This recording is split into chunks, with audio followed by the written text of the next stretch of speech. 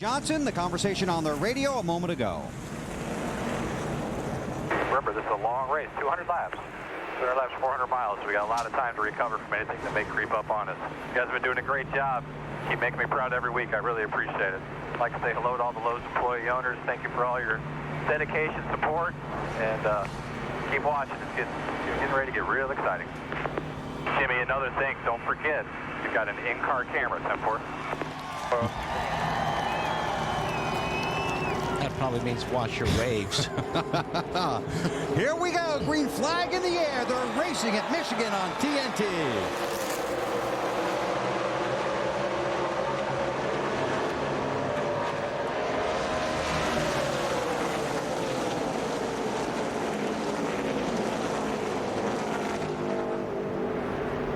That's what you're talking about. Yeah, no, didn't I say 4 wide?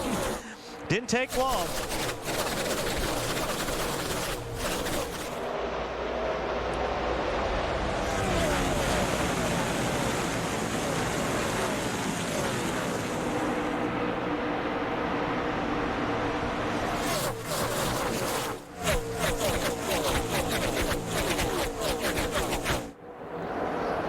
Tell you what, there's a couple loose race cars there. I saw Jeff Burton got loose. I'm not sure if 48 hit the wall or not, but he was loose. Yeah, there's smoke coming out of 48 at Jimmy Johnson. Be ready, guys. Be ready. Championship leader with early problems. Ryan Newman from 4th to 1st on the opening lap. I was just talking about it.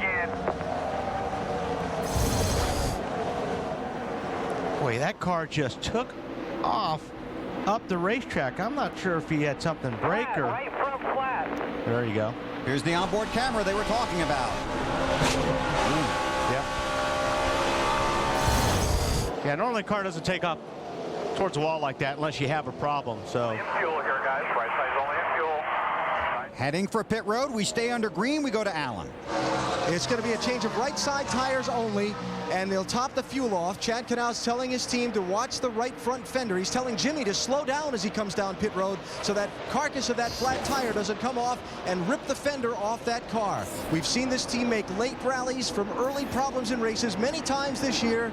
Here comes another one today they'll have to try and pull off. Yeah, had a tire problem at the Brickyard, and that kind of worked out for him. Sure did. Made an amazing recovery from that. Looked like Elliott Sadler got very close to the wall that time out of 4. Yeah, Sadler was running pretty hard against Kenseth there. All of a sudden, he's going to lose 2 or 3 spots this lap.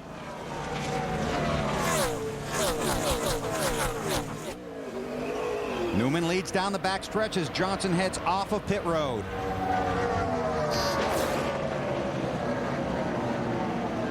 And we know it's only 4 laps in, but right now Matt Kenseth has taken the championship lead away from Jimmy Johnson.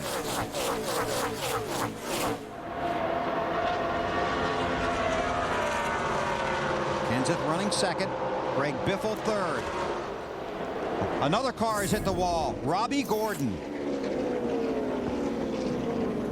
Off the strong weekend at Watkins Glen.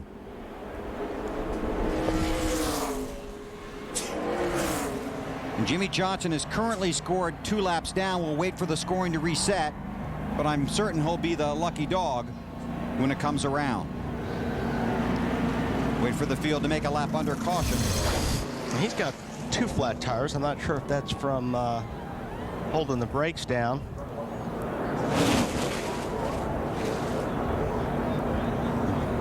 Word is that Robbie Gordon did have a tire going down, reported a tire going down.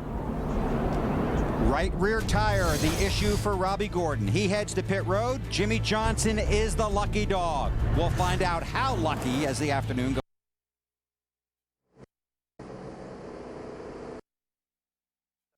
Put the tap that balance down with. Okay. But Danny, are you going over the wall? Oh.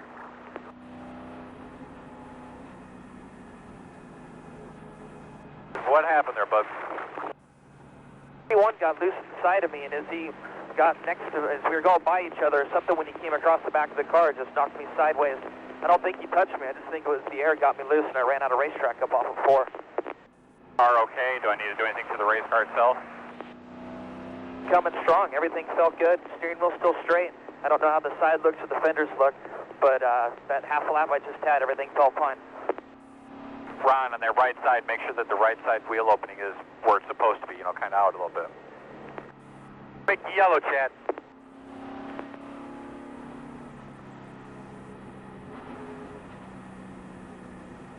Yellow, copy. We're ready for it. All right. See ahead of us?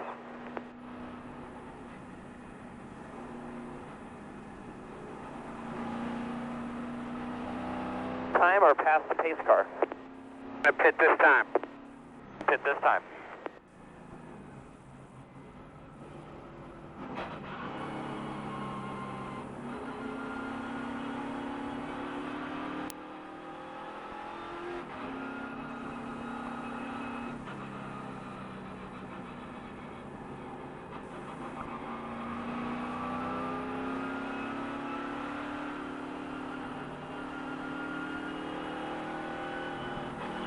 We got plenty of time. Going to change right side tires first. Take a look at their right front fender real good.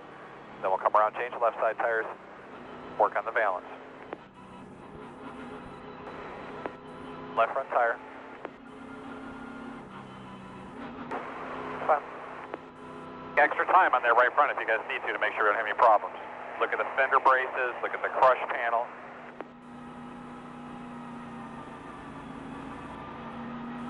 Fine, fellas. Deep, stop them deep. Way. 26 here, Jimmy. Coming around to 26. Right here. Up.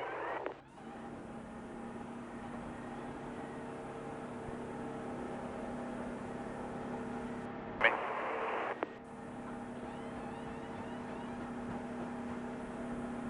Down the back. Green. Not even on one to go yet. Just making sure. As smooth as you can. If you need another hammer to tap on a little bit. You go now. Or we got time. Make sure that stuff looks good, guys.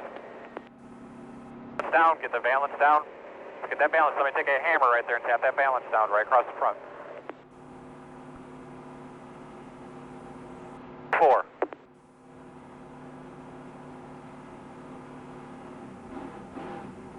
Pointing at something. What are they pointing at here? The 31 guys. Look down. The 31 guys are pointing at something. Let's roll. Let's roll. Let's roll. Let them go. Let them go. Let them go. Get a good feel for it coming into turn 3. Take that baby up to speed now. Hustle up. We got to come across and past the caution car. Then we got to catch field again. So hustle up. Hustle up.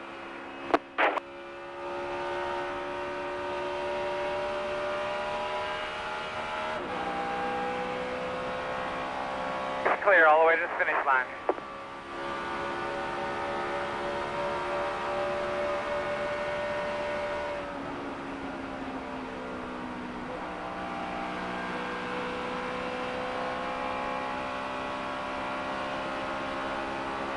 Looks pretty good from up here. We're good. Field, you want to go around the outside? Just be careful.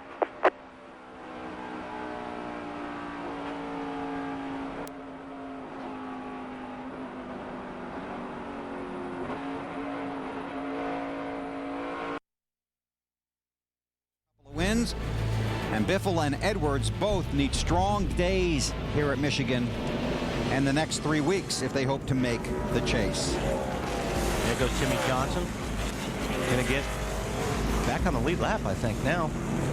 Getting one of the lucky dogs back. The top 19 cars stayed on the racetrack. Sterling Marlin in 20th was the first to pit, and he had plenty of company. And we'll point out right now and remind you once again that fuel mileage can be a huge factor here at Michigan. As we get ready for the restart here at Michigan, Coke invites you to drink it down and start it up.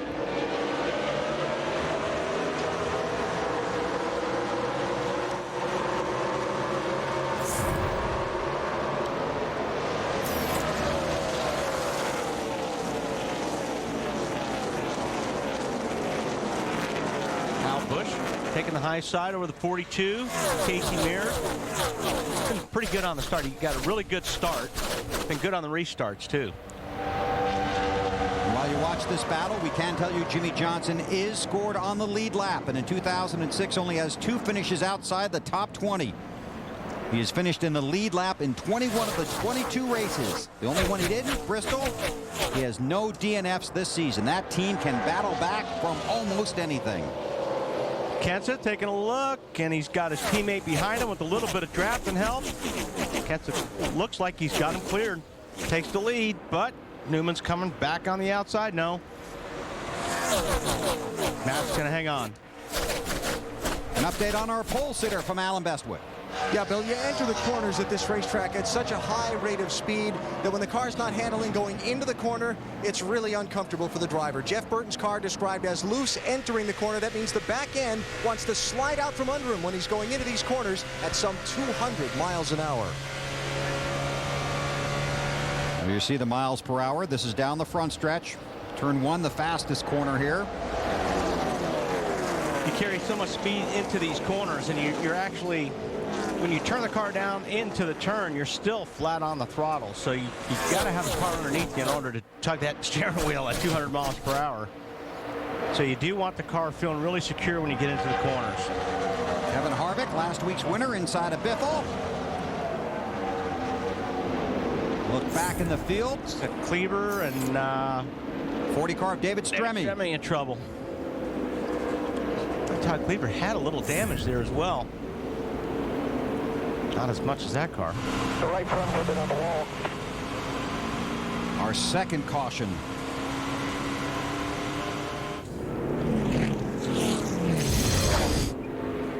See David right in the middle. There's Cleaver right in front of him. Cleaver may get run into. It looks like Bobby Labonte ran into Cleaver. I don't know who was that on the outside that he ran into. The 49. Yeah, Bobby Labonte just pushed up the racetrack into those guys and kind of set things off. We can go on board with Stremme. Watch the 43 car. Boom. Yeah, it's just a chain reaction. Wrong place at the wrong time sometimes. We got a piece of that there, boys. Robbie Gordon is a lucky dog. You know, when you talked about this track is wide and is flat and is fun to drive, but sometimes it's just not wide enough, is it? Yeah, when you get three abreast or 4 abreast and you lose the air on your car, you're going to slide into somebody. And that's what we saw there with Bobby Labonte in the 43 car. Has been a learning experience in 2006 for David Stremme. He sits on pit road while the crew works on his car. Now, half the field has already been to pit road. The question is, are the leaders content? Some are, most aren't. With just 12 laps left, a number of drivers coming down pit road, including our outside pole sitter, Elliott Sadler.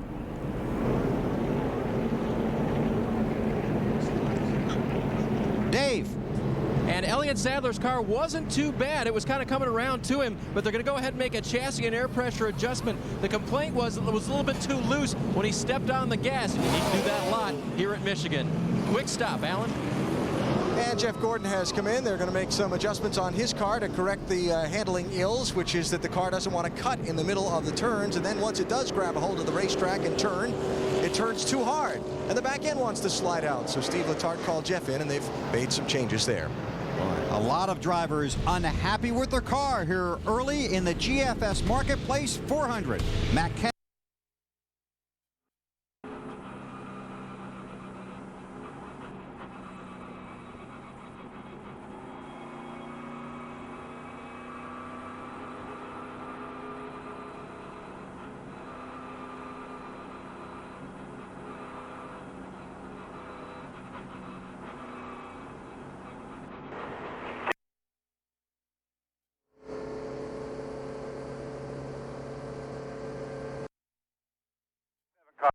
Outside, 10 back. 1 to go.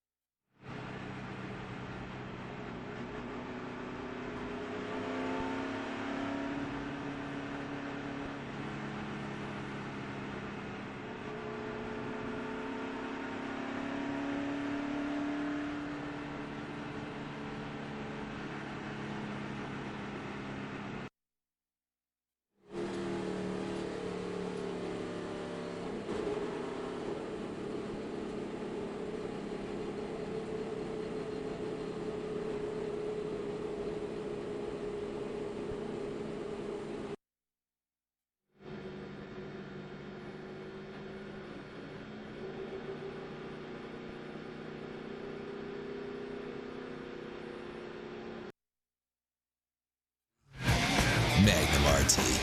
Nice move, Jack. Heavy power makes anything possible. Get employee pricing plus our 30-day return program on Dodge Charger and Magnum. If not satisfied, simply return it within 30 days. The more we get together, the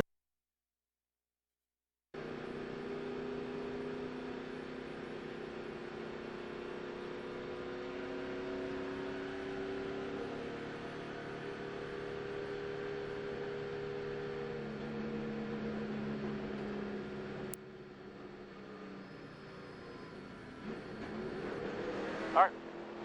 Wait it out. You're ready.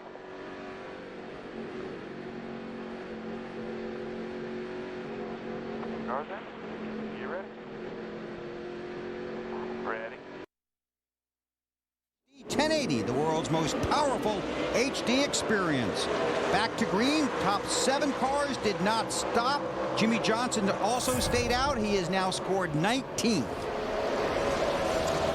This is going to be a fun day for keeping score up here. Yeah, Matt Kenseth's got a really good restart there. We got a fight for second. Harvick underneath Newman. Side by side. And here's where you need some drafting help. It depends on where the cars are behind you or behind the other guy. And you can see Biffle comes up, and it just helps the 12 car a little bit.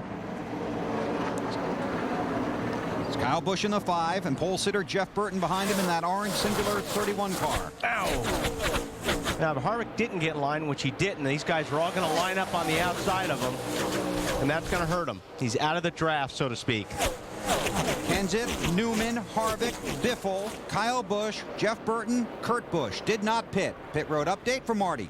Ryan Newman just loves this racetrack, guys. You can tell because he's running all over this racetrack. He's in the high line right now, and yesterday in practice, they weren't very good, and they've made a lot of changes to the car this morning, trying to make it a little bit better. Clearly, they have. Dave? For Kevin Harvick, as he looks at his season, he commented this week in the press that his weakest tracks are the Michigan International Speedway and the California Speedway, leading to the chase. Looks like he's got Michigan figured out. California, much the same configuration. Boy, Jeff Burton must not like his car at all. He's definitely having some issues with that thing. He just pulled out of line and just said, hey, and I would think he's loose, because normally when you're in traffic and the car's loose, you want to get away from these other cars. Is that what he's saying, Alan? No, well, he just called in. Well, that's the problem, yes. But he also just called in on the radio, said he thinks they might have broken a valve or something. Okay. Something wrong under the hood of Jeff Burton's car. And it looks like Biffle's feeling out his car as well on that 16 ride. Junior on the outside there. Yeah, Jeff Burton's down on the apron now, and probably expect to see him hit pit lane, and man, they're racing all over the place. Kenseth, Harvick, Newman. A lot has happened here early in the race.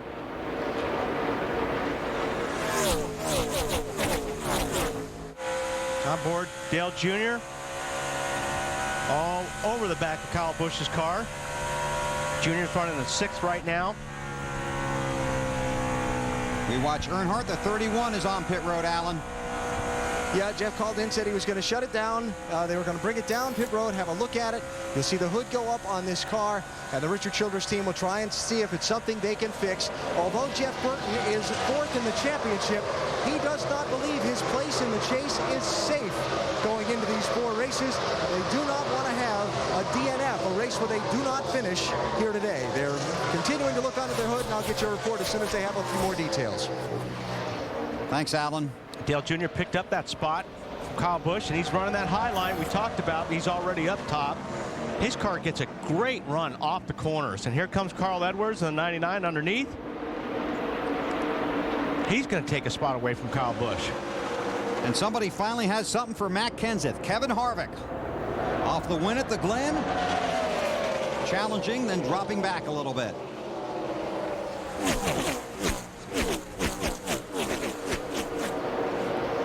'31 car is being pushed up pit road and back toward the garage. Jeff Burton came in here 4th in the championship standings. He knows he's not safe in the race to the chase, and almost no one is. Because no one is. the top two guys, you know, they're just not saying it because they're superstitious, but the rest of us, you know, it's close, man. And one slip up, and you're right in the middle of being in a position where you got to really fight. So with 4 races left, there's no safety factor. There's just not. So people in this sport are realistic. They understand things can happen quickly, and anybody thinks they're in, they're mistaken. Jeff is right. And because I'm telling you what, like he said, I mean, one mistake, which, you know, whether it's a mistake, one piece of bad luck just dropped them a bunch of spots. And listen, that's all these guys are thinking about right now, is being able to go to Richmond and have some kind of cushion, you know, that they don't have to sweat it out every single lap at Richmond. So, I mean, it is, if any race, this thing can go either way. And a good race for somebody like Casey Kane right now, you know, could put him into the chase. Exactly right. And you think about the Burton situation, 15th or better in the finishing order in the last 16 races. His last DNF came last October at Talladega. And that shows not only how well that team has run, but how well the Childress organization is doing. And right now, that other Childress car that won last week with Harvick still in second with Earnhardt Jr. on his bumper. Hey, what, Junior's car is good right now. He's getting a really good bite off the top of the racetrack. You see him roll here, but watch when he gets off the corner. He gets a head of steam on. Oh, Harvick loses it. Just sideways in turn 4. Yeah. Hold the brake. Car just got loose. He was underneath the guy, and you're turning the wheel hard to the left, and your car's free anyway, and he just got away from him. Fix the balance, guys. A lot of rain here yesterday. Make sure Harvick can get out of that grass. Got a lot of damage to that left front. They're going to have to do some work on that, because that's going to make a big difference aerodynamically here at Michigan. You've got to have that right. See, he's underneath the 17 car, and you're turning the wheel, and you're on the gas. You're trying to get on the gas as hard as you can, and you're still turning the wheel, and the rear just comes around on you. And you'll see that a lot here. I mean, this is just one of those places where you're on the edge all the time anyway. Fortunately, he didn't hit the wall, but he did do some damage there to the left front when he hit that grass.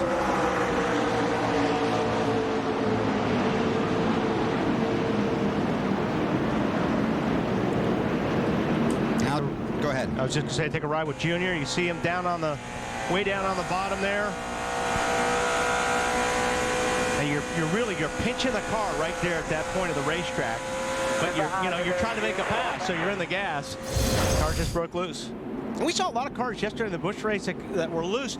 And normally this racetrack gets tight. Your car gets tight here, but there was a lot more cars that were loose yesterday than normal, I think, for this race. Well, pit road is going to be extremely busy now, and this will be the first stop for some of the front runners. Kenseth leads the parade to pit road. Marty. Bill Matt Kenseth, your leader on the top of the screen. The 17 car said the car was just a little too loose, lacking some rear grip off the exit of the corners. Half pound of the right rear tire. That's the only adjustment. He loved it at the beginning of the run. Dave? Middle of your screen, Dale Earnhardt Jr. just a tick tight, and he said in a very couth tone, I would appreciate just a slight air pressure adjustment. 4 tires. Alan. Carl Edwards started 20th, moved all the way up into the top 5. They're going to make a wedge adjustment, the cross weight in the car, and an air pressure adjustment on the left side tires, just looking for more overall grip onto the racetrack. And you see the drag race off of pit road, but that 17 pit crew is pretty strong. Looks like Matt Kenseth wins the race off pit road. The Nextel race off of pit road. Nextel celebrating speed, teamwork, and getting things done instantly. The Robbie Reiser-led crew gets the former Nextel Cup Series champion off of pit road first at Michigan.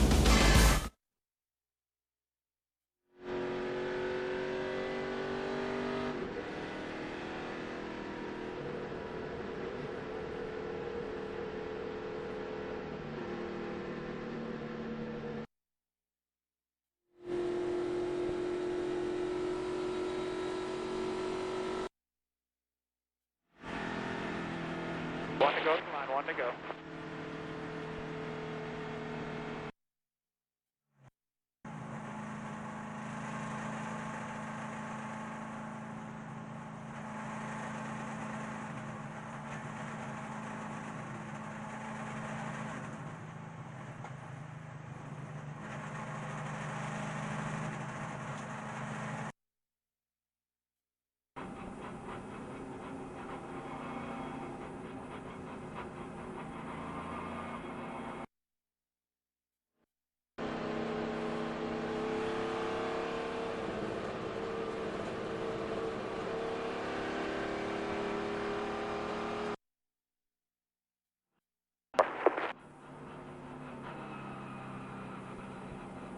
You can beat these guys even with a crash race car, dude. Well, let's keep working on it and get it better by the end of the day.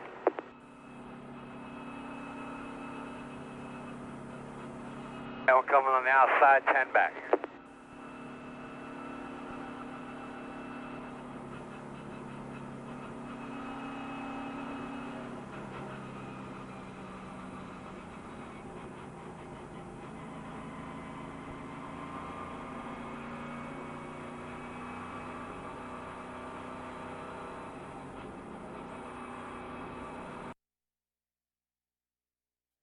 Tonight at 8 on TNT.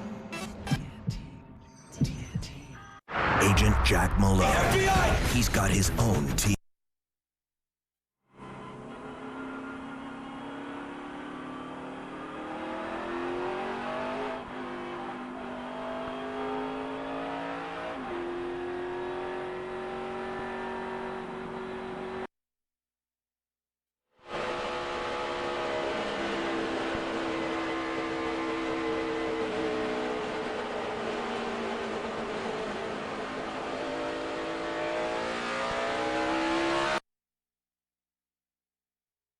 Gordon, Joe Nemechek, Casey Mears, Dave Blaney, Scott Riggs, and Paul Menard did not stop. The top 7 cars, other cars using various strategy on pit road. David Stremme was the lucky dog. You see Casey Mears down on the bottom. Joe Nemechek didn't really get a good restart there. He kind of bogged down a little bit. Casey Mears tried to get underneath him, make that pass, but he hasn't been able to do it yet. We can tell you that Todd Cleaver is out of the race and that Jeff Burton's car has been officially retired from the race. Let's watch this race and check with Matt in the garage. Richard Childerson, the engine guys, just looked over your engine. Jeff, any idea exactly what broke? I don't really know, but I didn't think we'd get it back out. That's a shame. Our engine guys have done a great job, and that reliability has been incredible. And then today it got us. You know, it gets everybody all the time, and today was our turn. But we won't use this as an excuse. We have 3 races to get our business done, and we're going to go get it done. Almost like a football coach, you pulled all your guys together in a huddle. What did you tell them? Well, I just wanted to remind everybody that this was a good race team, and you know, this happens to everybody, and today was our turn, and you know, we're not going to get down about this. This is nobody's fault. We all do this together. I wreck race cars. We break engines. We do stuff from time to time, and we'll just keep fighting, and you know, we'll come back and try to win some races. Started the day top 5 in the championship standings, 3 to go until that cutoff race, Bill, trying to keep their heads high and their minds focused on the points and not let this trouble get them down. And Matt already back to 6th, and with some really hungry drivers behind him in that race to the chase.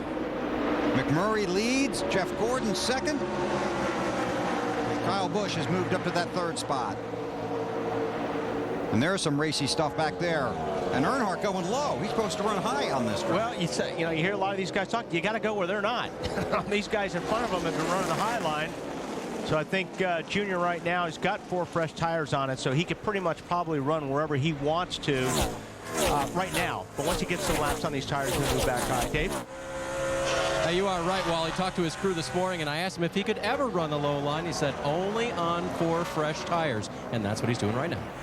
Yeah, I mean, he's making some ground up here. I mean, you know, there are a lot of those guys hitting stops, so he's making some spots up. And teammates. Yeah. Kyle Busch in the 5 on the bumper of Jeff Gordon in the 24. Here's our Craftsman pit summary, and again, through the 3 caution periods, different teams using different strategies. You can see Kenseth came out 8th. Earnhardt Jr. went in 2nd, came out 12th. And Kurt Busch lost spots again. The top 7 drivers did not pit under that most recent caution, and you will see this throughout the day. Various strategies by different teams. The 5 under the 24 for position. Update from Alan. Yeah, Kyle Busch actually picked up a couple spots on that last pit stop, Bill. It got him off pit road 2nd, restarted 9th. You've just seen him take a position from Jeff Gordon. It puts him up to 2nd place. Funny he just passed Jeff Gordon because Gordon's one of the guys who taught him a lesson about where to run on this racetrack. This is Kyle Busch a few minutes ago. What do you want me to do? It's loose up top, good on the bottom. I know I'm going to stay on the bottom for now, but you want to run up there or no? Yeah, just what you got to do. Still early. It should come to you a little bit. No, I'm asking if you want to set it up to run up there. I know Jeff always says it'll go up there for the beginning, but by the end you're back to the bottom.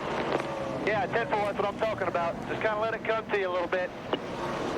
That's Alan Gustafson, the crew chief, talking to his driver, Kyle Busch, about where to run on this big, wide racetrack. Part of what you do is due to how you set the car up to handle the different lanes on this speedway. Those teams work together as much as you can, getting ready for the race, and then when you can, actually when the race is going on as much as possible. Yeah, and there is so much racetrack to work with here, and it is so big. There's so many lines. You're trying to figure out what the best line, what looks like the best line. And here goes Kyle Busch for the lead. McMurray moved over. Yep, gonna take it. And Jeff Gordon's thinking about going along for the ride. You know, this 24 team has run better this year, but they continue to struggle on certain tracks, and that's something that Jeff Gordon and his team have been concentrating on here in 2006. It's a thing that we probably focused on the most, you know, between that and our road course. I mean, we've been pretty good on short tracks in the past, but maybe we focus a little bit more on places like Phoenix that are a little bit flatter, not quite a short track, but the mile and a half, Texas, Kansas, Chicago, and even here at Michigan, this 2-mile track, California, those are tracks that we've put a lot of effort into, and we've really seen the results come from it. And they really need a good result in this race to continue their pursuit of a spot in that race to the chase. More on the 24 from Alan.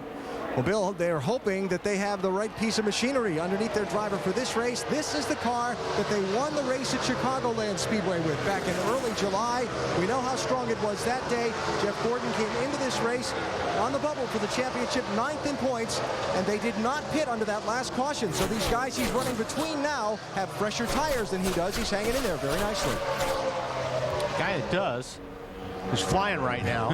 That red Budweiser car is coming in a hurry. Junior has passed 2 cars that last lap, up to 3rd spot right now, working that high line, and it's working for him because he's getting a good run off these corners. That's where he's making up all the time on these cars is off the corner. You see how fast you get off the corner, gives you more straightaway speed, and now he's right on Gordon's tail. I mean, last lap he was 8-9 car lengths behind the 24.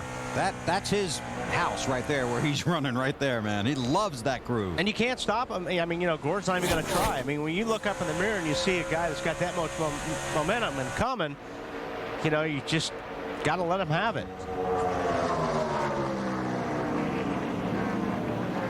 Up high heading into 3 and 4. Got Gordon that lap. These two guys had a heck of a battle here in June. 24 in the 8. Up. There we go. Didn't think it was going to take long. Look at the fans. Wasn't the same reaction they had yesterday at the end of the race, but all those fans wearing red, cheering for the Great 8. And Gordon's going to climb into 2nd in front of Kyle Busch.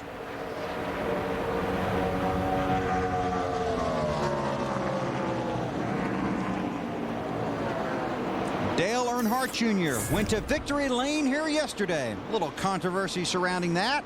But on a Sunday afternoon at Michigan, he's running out front looking for the weekend sweep.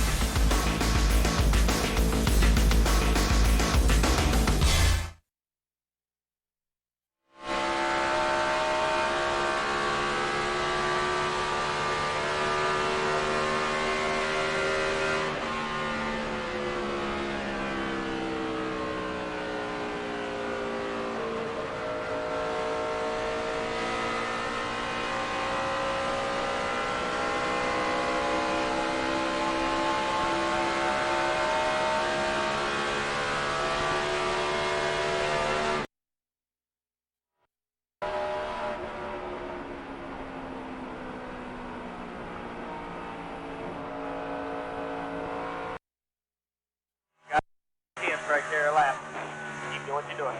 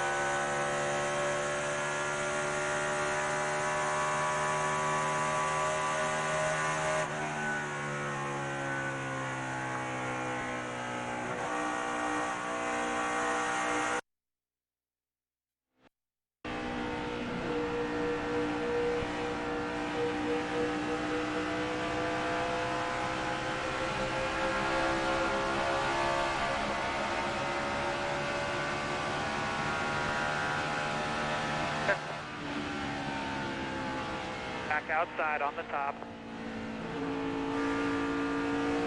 Clear.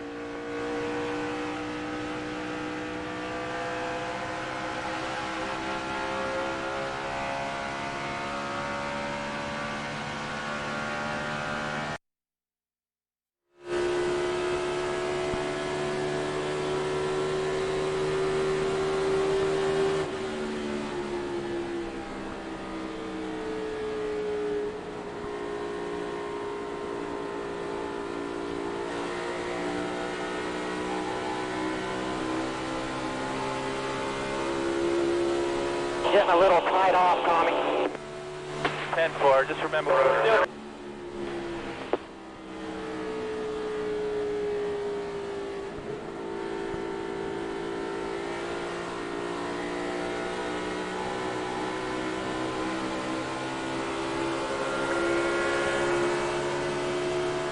All clear. Good job, man.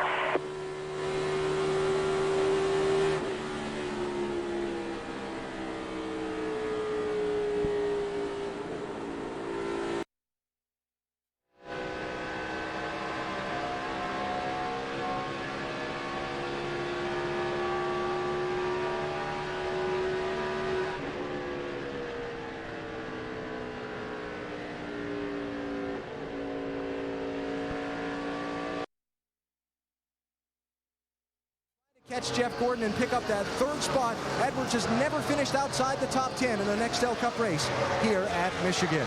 Kyle Busch, after that quick run from, he's just bounced off the wall. Yeah, they were talking about some smoke coming from that car possibly. And the caution is out. And Kyle Busch, another driver in the top 10 in the championship standings, having an issue here in the first 41 laps. Alan? Bill, the lap before, Kyle had called in on the radio, said he had bounced off the wall off of turn number 4, or in between 3 and 4, said they had a tire rub. The spotter, Jeff Dickerson, called that down. Then that happened before he even came all the way back around. And now he tries to limp back to pit road, Alan. Yeah, and the right front fender's already destroyed. We'll take a look. Watch the right-hand side of your screen as we go to the replay.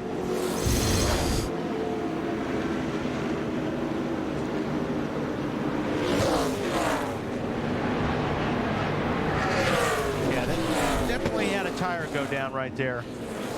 And that was the second hit, I presume. David Stremme is the lucky dog. Kyle Busch, very unlucky, right to the garage. So let's see. Jimmy Johnson had the early issue. He's come back to get on the lead lap. Matt Kenseth has been strong from the start. Kevin Harvick had the problem coming off of 4. Jeff Burton is out of the race. And Kyle Busch in the garage now after contact with the wall.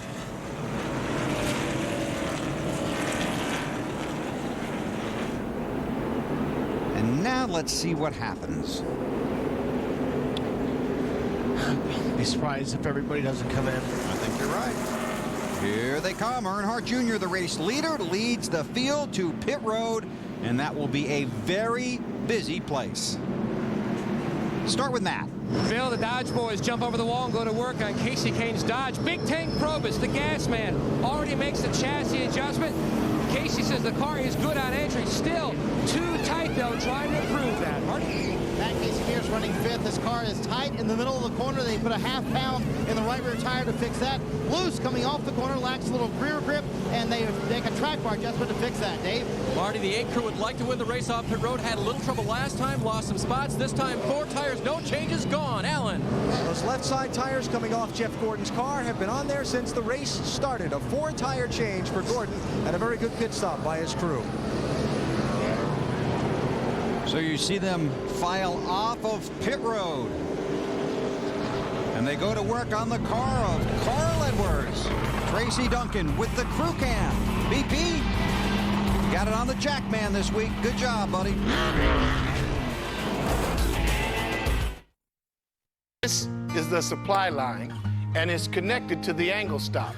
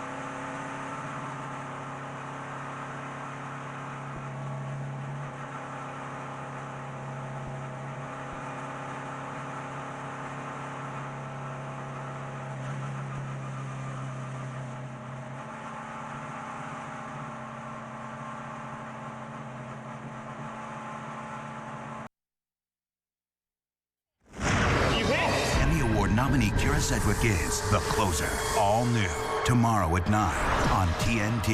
TNT. For 16 seasons, Law & Order has shone.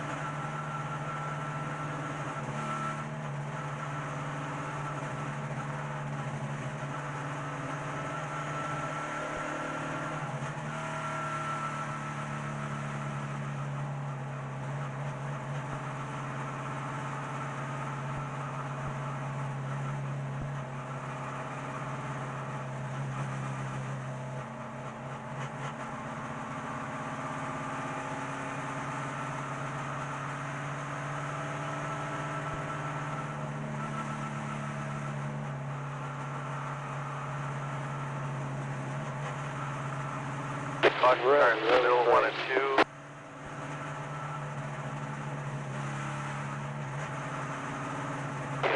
What we got? Oh, split. Up here, right off 2, June.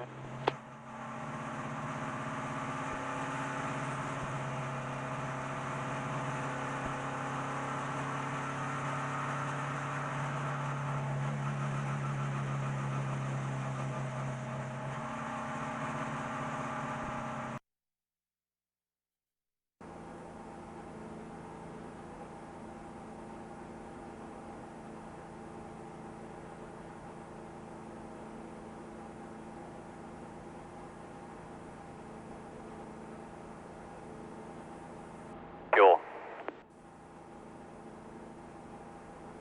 Hey, 3 and 4.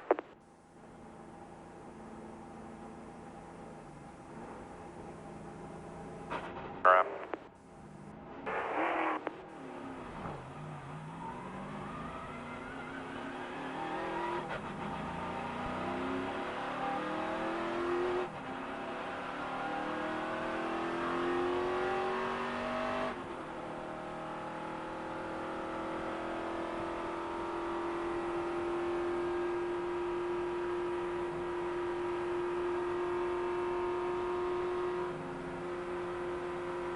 There and a cleanup truck in 3. So we got to settle in here, everybody. Jimmy, we got to get that thing back up into contention, man.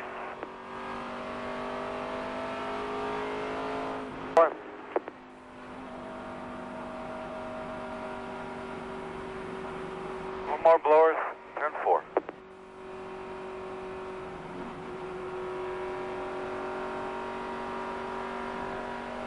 Sorry about that. What I was saying is we got to settle in here, guys. Everybody's got to get focused. From here on out, normal pit stops. Got to do everything we can to get as much traction as we can. There's 50 laps down at this point, 150 to go.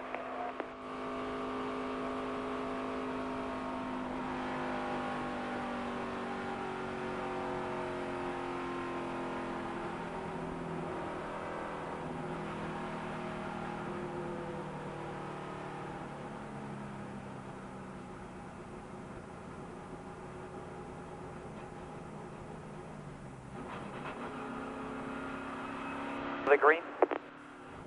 Negative.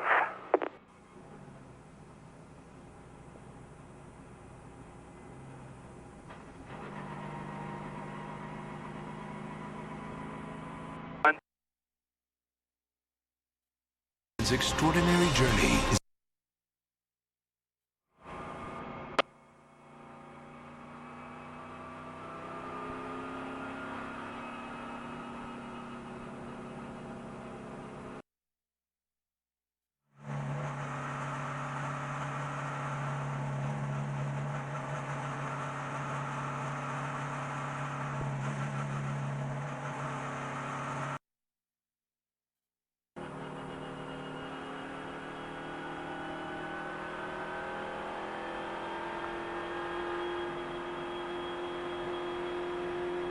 in good shape, man. We got a primo pit box now.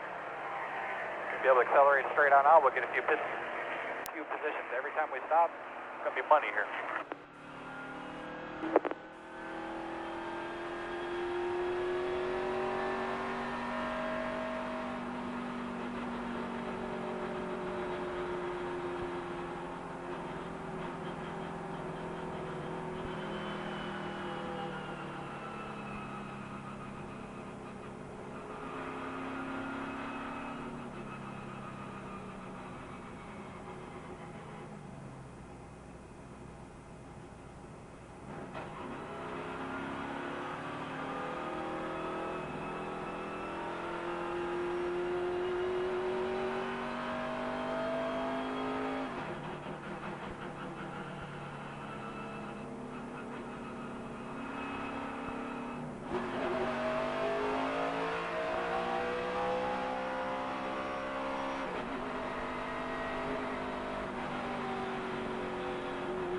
All right, boss face cars off. Be ready.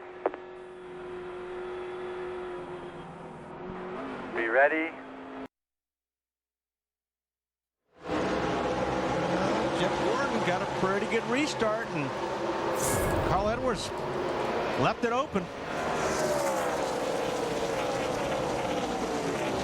Gordon to the lead, and here are Edwards and Earnhardt together, and Edwards looked like he slipped a little there. Not going there.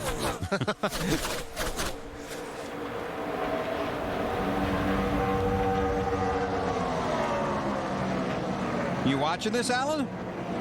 Hey, Wally. Yeah. You may not be going there, but Bobby Hudson, Carl's spotter, did. Before the restart, he told him, hey, you know who's third in line? Remember what happened yesterday, red marks and all that? Carl said nothing in response. Yeah. Probably a good move. Junior down low. Now drifts up a little bit. Got Kurt Busch right behind him. Junior gets the position, and now he's going to challenge Gordon for the lead off of 2 and down the backstretch. Now, don't forget, Junior's car's really good on the restarts on new tires. So he's got 4 or 5 laps where he can pretty much run wherever he wants, and his car's really good. Then after that, then he starts moving in that high groove, but he's trying to force the issue, trying to make something work early here. Oh! Slipped just a little coming off of 4.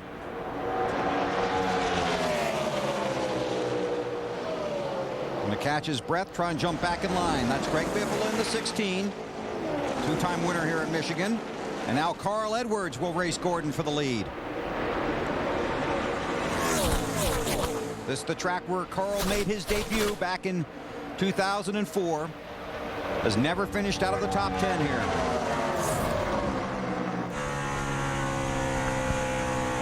Back to the top. He's a little bit more comfortable up there.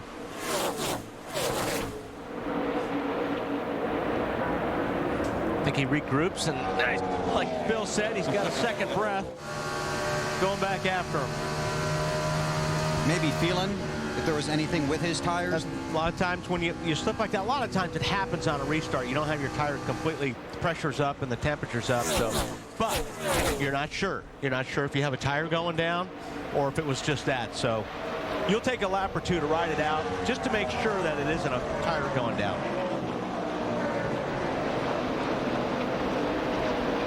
Edwards sniffing the lead.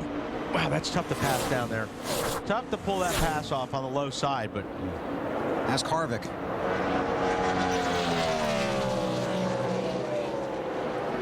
Carl's gonna do it though. He got his 5 bonus points for leading a lap. That's just where you get loose, right here. When you're in the corner underneath somebody, you're really close to that other car. Uh-oh. Gilliland got some smoke coming out the right rear. I'm not sure if he didn't tag the wall. Yes, he did. Right in front, right there. Lost a car in practice here earlier in the weekend. Now he's been in the wall. The caution is out for debris.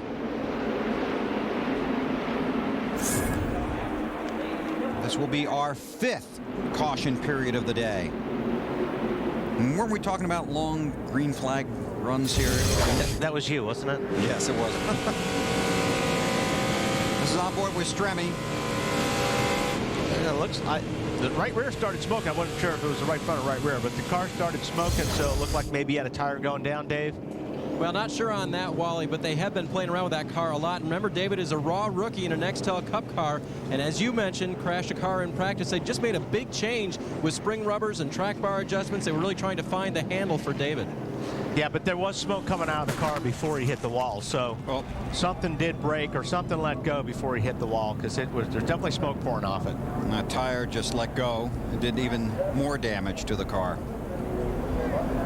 So a tough start for him with Robert Yates Racing, but he's got veteran crew chief Todd Parrott calling the signals for him, and they decided they're going to let David run all 14 races remaining this season, get them all in,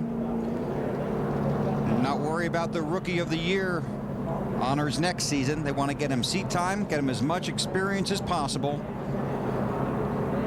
and start fresh and hopefully strong in 2007 in the Daytona 500. So the M&M's guys go to work on that Ford Fusion on pit road.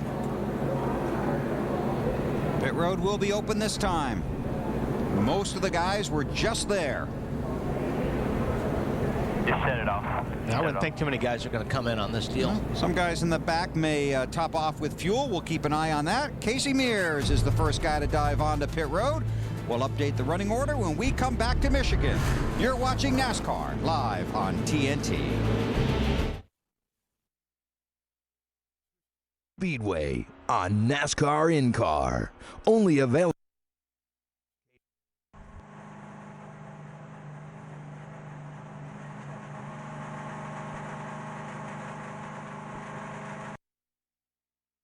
Sides, raise the panel bar 1 round.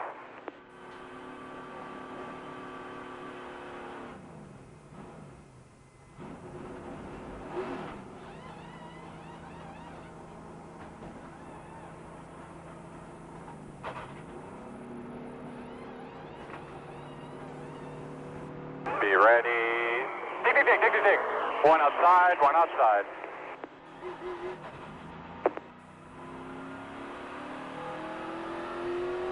Yes, good job. All right, a lot of those guys there took fuel only.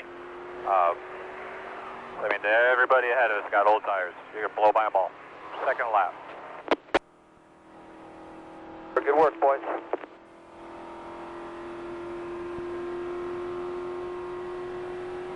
Sure you got plenty of damn tires. We got a long ways to go. Go.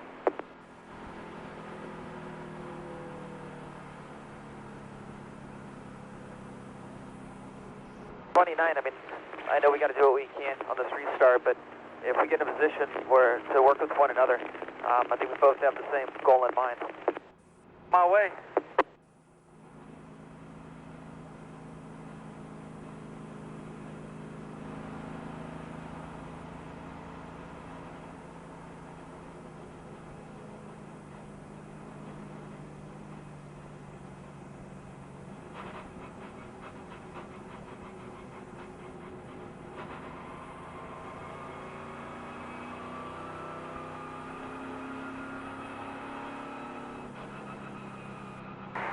Set sail. Get to the top of these guys. You'll pass 4 of them in the first corner.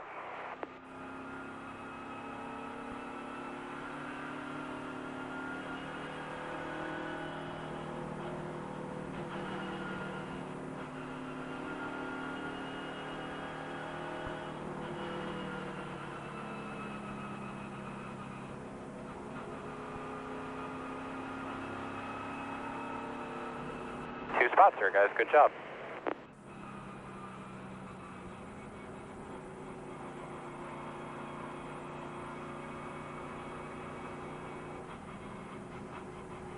Want to turn your fans off here for the first couple laps.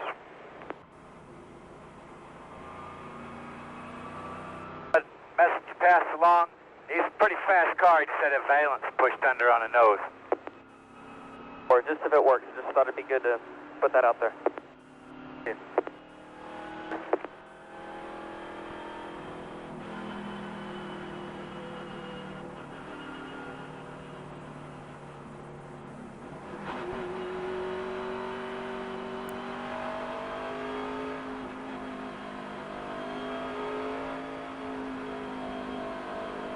Off, be ready.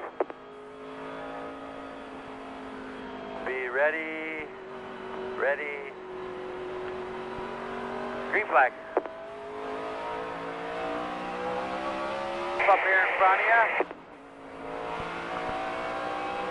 Clear, all clear.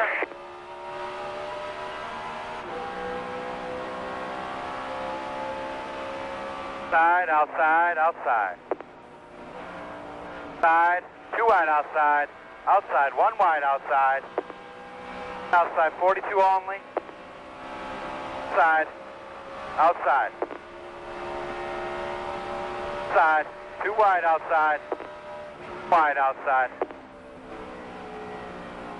Side. Side. Side again. Side. Wide outside. Side. Side by quarter. Air clear, clear. 2 only.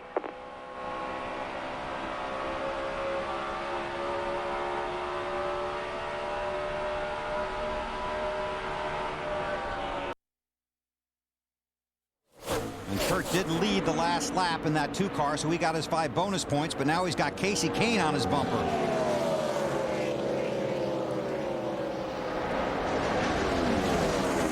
And we talked about in the Bank of America Countdown to Green how close the championship standings are. Right now, Jeff Gordon is 6th.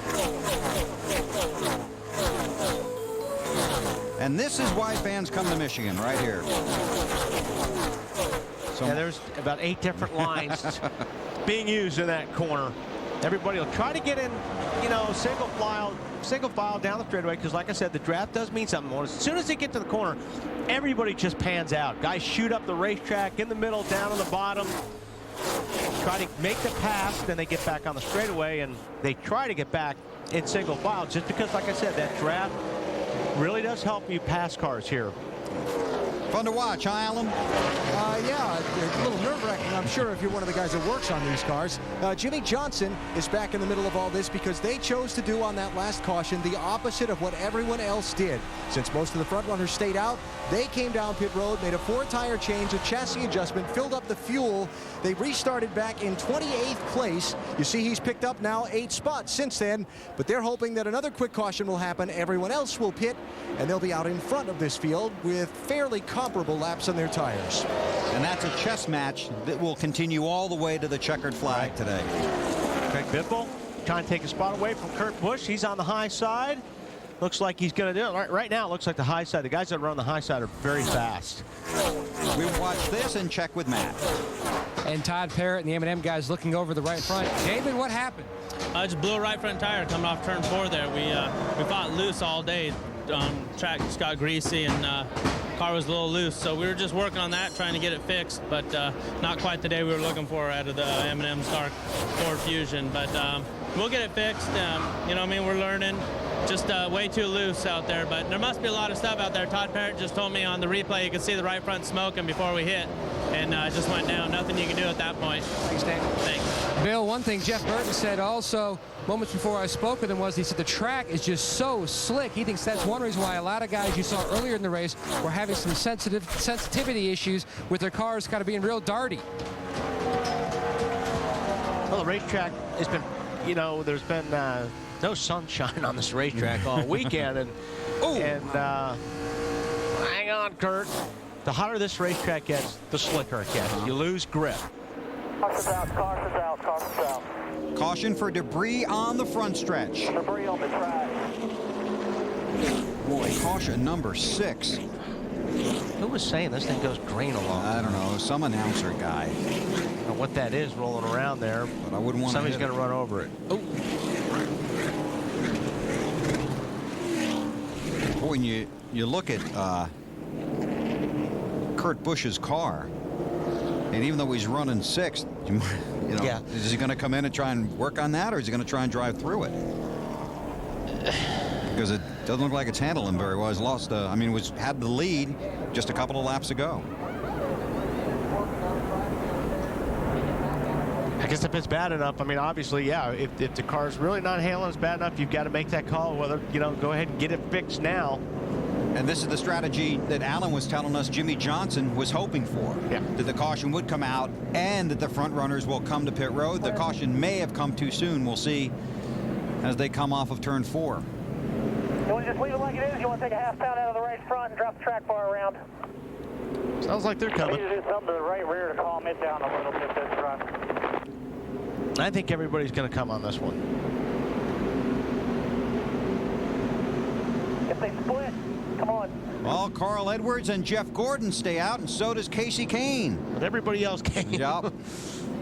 Well, now we'll have 3 different strategies at work. Marty. Well, Bill, Kurt Busch really wanted to come to pit road. He said, I cannot race these guys. My car is way too loose getting into the corner. I just have no rear grip on this thing. They're going to go down 1 round on the track bar, trying to help them out a little bit, trying to be able to keep up with that 9, those guys who are in front of them, and he'll have these 4 fresh tires. Two tires, rather, Dave. Greg Biffle already gone. 2 right side tires, chassis adjustment for a tight race car.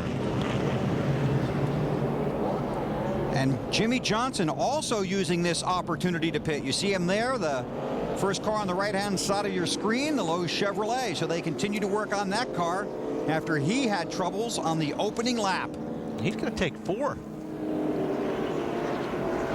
Oh, we said it'd be a chess match, and it certainly is right now. Carl Edwards and Jeff.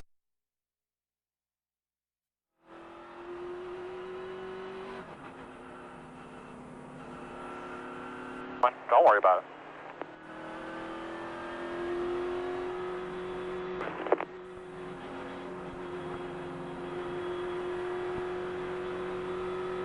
When to go.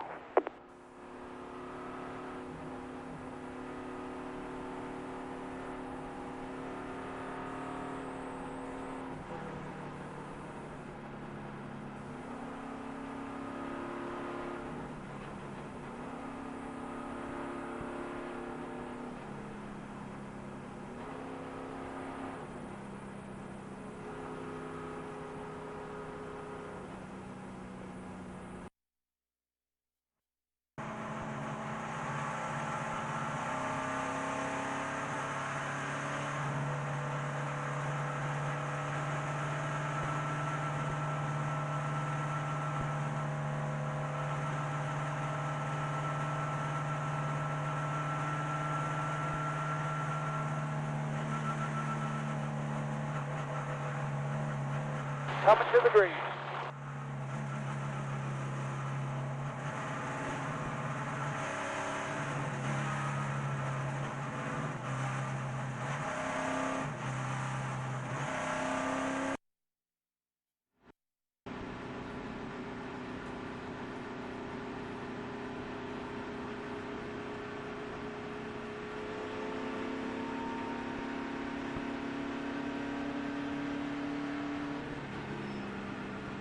Okay, so I was wanting to go that time. Lights are out. We'll be going green this time. You got the 29 lined up behind you.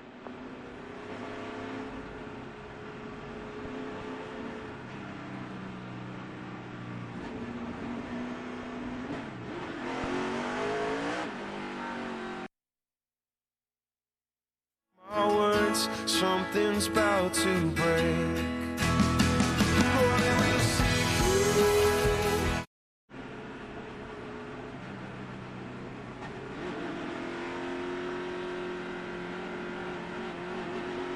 Cars off outside on me.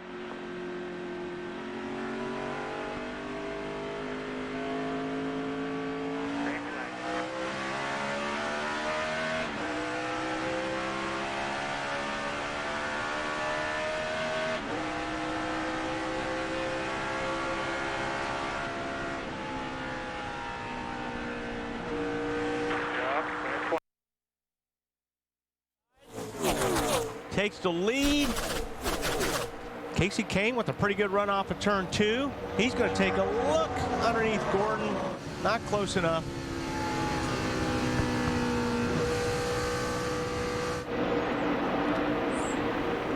Kevin Harvick. Harvick has come back from that spin earlier in the race. It looks like they did fix that valence down there on the left front. You see the new metal down there on the 29 car. We got Burns to check on that for us. Oh, Dave already knows.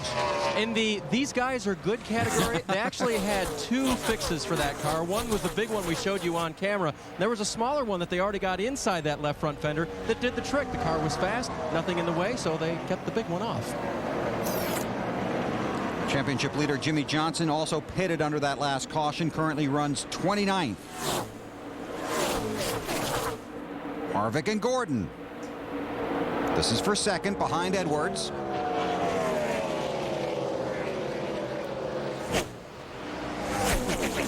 He was pretty loose down there. That's what got him in trouble earlier. He was trying to make that pass on the bottom. Oh, look at Carl go.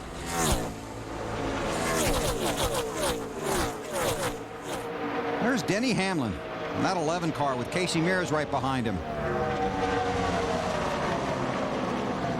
Right now, Denny Hamlin is 4th in the championship standings as they run. What a spectacular season. Look at Kane in the gas. A good run on the high side. I was going to run Gordon over there for a second. We've seen that this weekend, haven't we? Yes, we have. Now Casey Kane's got a little help from the back. Denny Hamlin's crafting with them a little bit. Kane won here in June, rain-shortened race.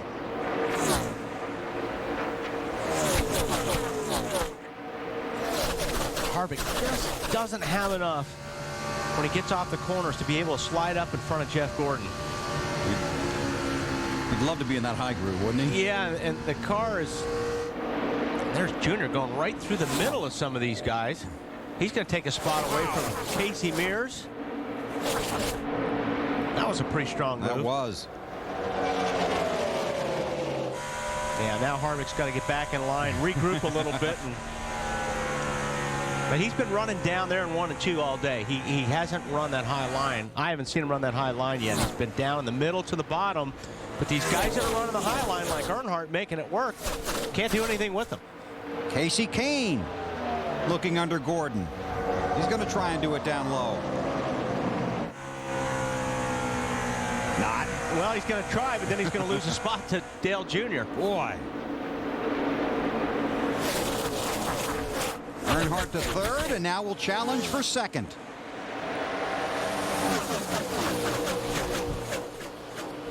The leader, Edwards, about 2.5 seconds in front of this pack.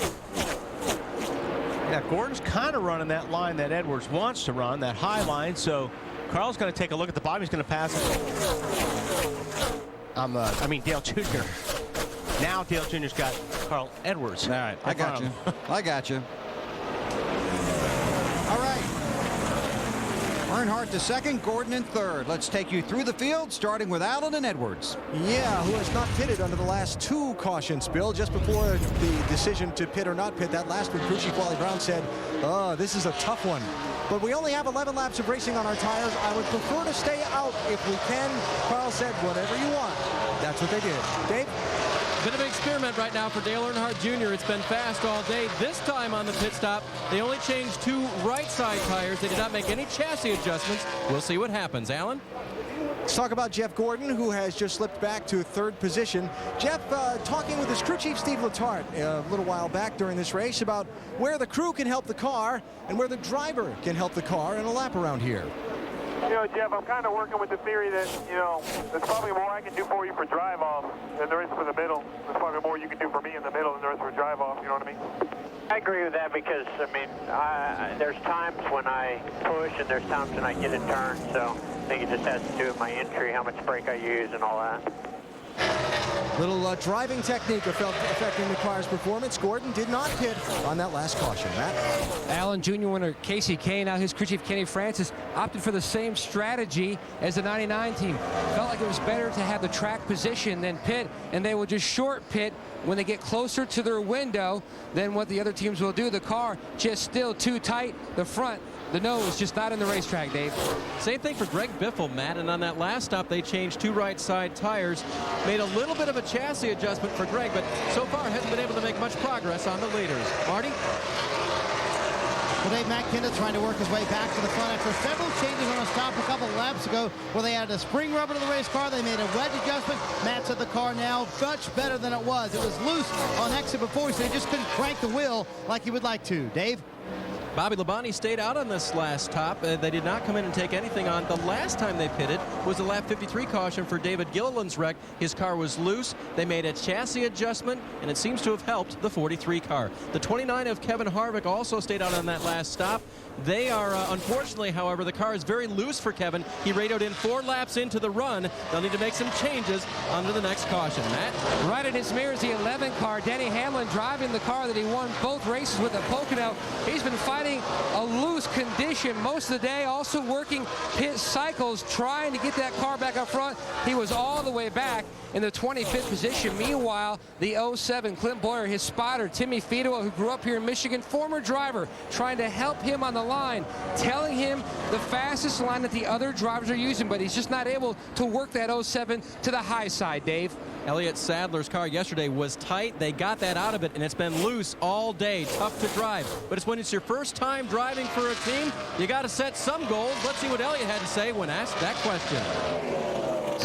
I want to perform. I think we can perform, and it's pretty much we've all sat down as a group And, you know, Casey's run very well this year, and we're going to start off with our cars kind of like his, and me maybe have to drive, you know, change my driving style a little bit and kind of work off them a little bit. And, you know, my main #1 goal is, one, get this car back in the top 35 in points. I think that's very important by the end of the year to be able to do that. 2, to try to be competitive, maybe get a pole, maybe win a race. You never know. If we keep working hard, anything can happen. And 3 is the next 4 races, whatever we can do information-wise or chassis-wise is help the 9 car get in the chase. I think that's very important to Evernham Motorsports. One thing you heard him say was that my cars will be like Casey Kane's. The crew confirmed that is the case on Friday when he got in it for the first time, and Elliott said, whoa, this thing is fast. Alan. Joe Nemechek is running in 12th position. They took right side tires only on that last pit stop on the Army machine. Best finish of the entire season for Nemechek at 13th. Joe told me this morning they've been running better than that. They just need some luck to get to the end of one of these things. That Mark Martin, a 4-time winner here at MIS. He just told crew chief Pat Trice the car finally has gone to the tight side. It's been free most of the afternoon. His biggest hindrance is trying to work his way through traffic. He says he just have to try to pick him off the best way you can in the corner at the right time. Dave? Tony Stewart started the day in traffic, starting in 33rd position. He's made his way toward the front to some degree. His car was a little bit tight in the middle of the corners on the last stop. They made a chassis adjustment, gave him 4 fresh tires, AB. And let's drop back and check on the championship leader, Jimmy Johnson. Remember, we told you that they pitted out of sequence with everyone else looking to get some track position. Well, the adjustments that they made on this car have it performing well enough that they changed their mind, decided to get back on the same pit sequence as the leaders and try and work their way up through the field. Jimmy running 20th right now. Thanks, Alan. 39 cars run on the lead lap here at Michigan. Carl Edwards had about a 2.5-second lead over Dale Earnhardt Jr. when we started that through the field, and that is now only about a 1-second lead, and Earnhardt Jr. is making some fast laps. Yeah, he's definitely the fastest car on the racetrack, and he's going to catch him. Earnhardt Jr. in victory lane yesterday. Carl Edwards trying to get there today.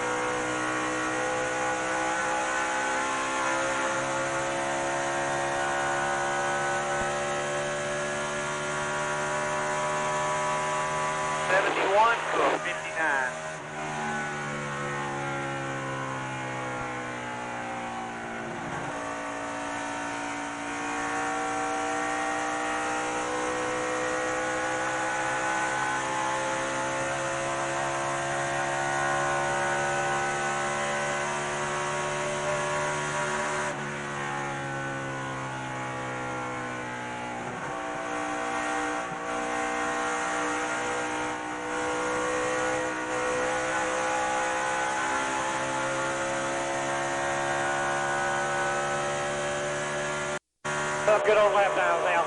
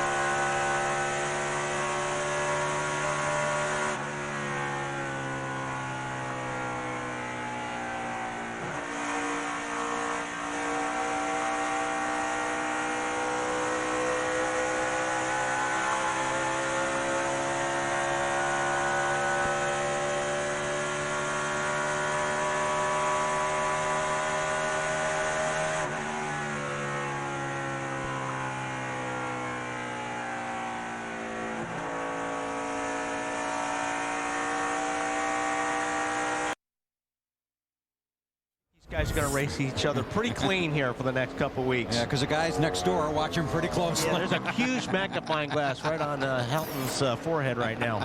Earnhardt Jr. to the lead. More from Allen.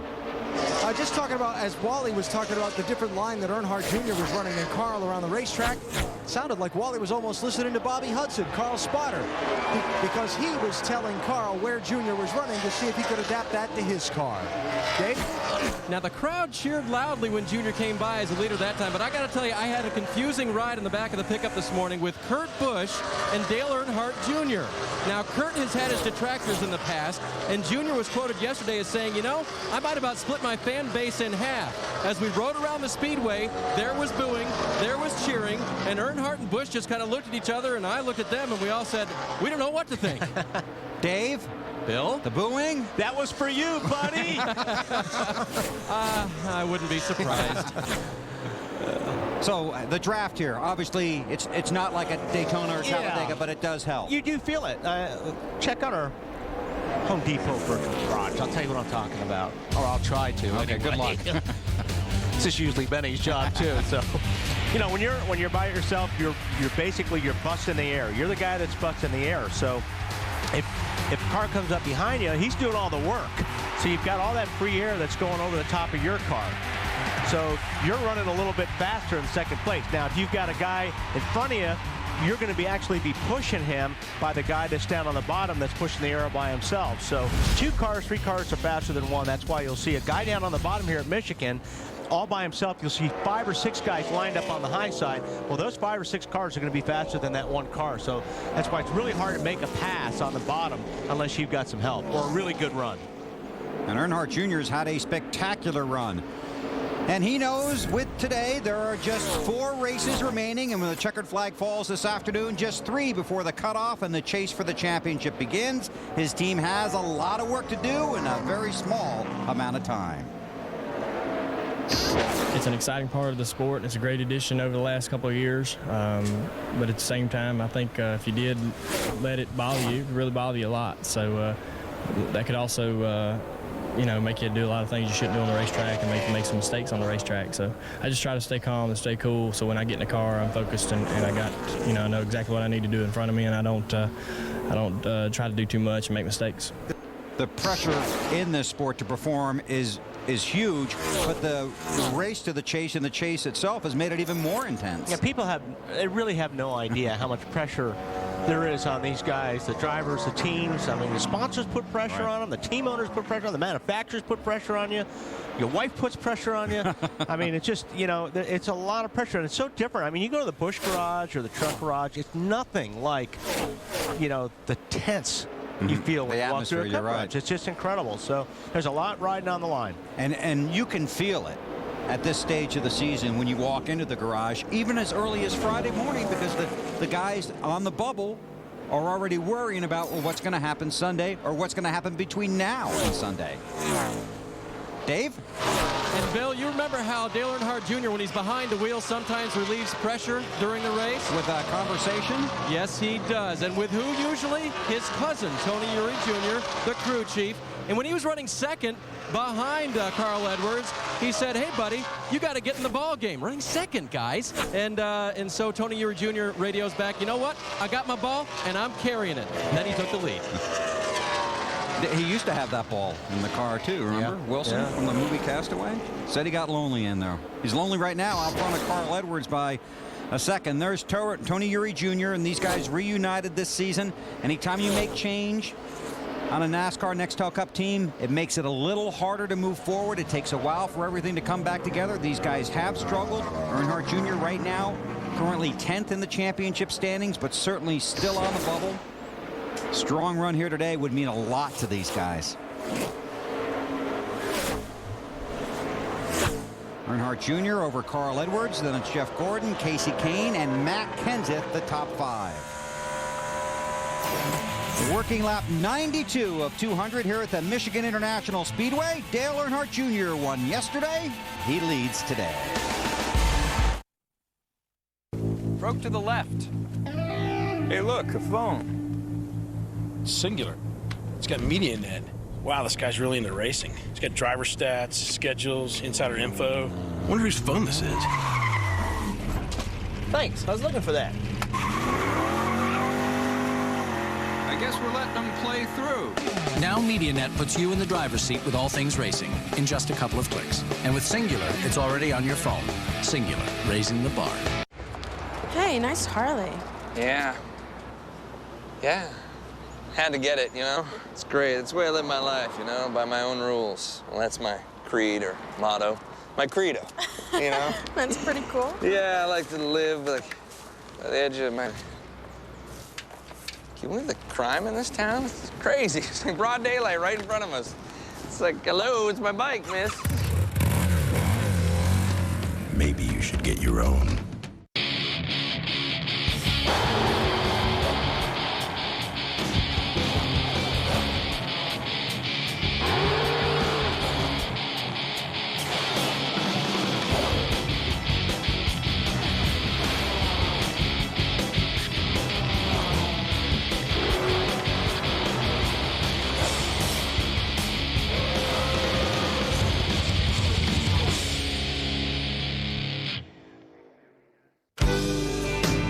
Those who say NASCAR isn't a sport, they may be right. To keep your personal financial information safe, a ferocious guard dog, a great white shark, a man-eating tiger. Any of them will do thanks to Bank of America's Site Key. Just choose a picture and title. We'll show them to you when you sign on, so you know you're securely on our site, not some look-alike. So if you'll feel safer, protected by a fearsome grizzly bear, we've got you covered. Open a checking account and experience higher standards in checking, only from Bank of America. Looking at green flag pit stops with 94 laps complete. Carl Edwards, Jeff Gordon heading down pit road, and a long way to go for these guys. The 99's headed for you, Alan. Yeah, and here's the risk they take, Bill. If the caution comes out before the other guys who pitted later have to stop, they're going to be caught a lap down. It's going to be an air pressure adjustment and also a track bar adjustment for Carl Edwards. Going to try and adjust the way the car handles in the corners. You should see the wrench go in one of the back windows. There it goes. That looks like a wedge adjustment to me. They're going to make a 4-tire change here for Carl Edwards. Jeff Gordon's car a little farther up pit road said his car was starting to not want to turn into the corners as he went in. They're going to make some adjustments there on the 24, and a good race off pit road for these two. These guys last pitted under that caution at lap 43 and stayed out on the lap 63 caution. Matt. And we told you that Casey Kane's a little bit off sequence as some of the other leaders. Service going on the non-car, making big headway on this car. Earlier, absolutely no grip with the car. They have slowly got the handle dialed in for Casey. Solid stop on the Dodge boys. Small air pressure adjustment.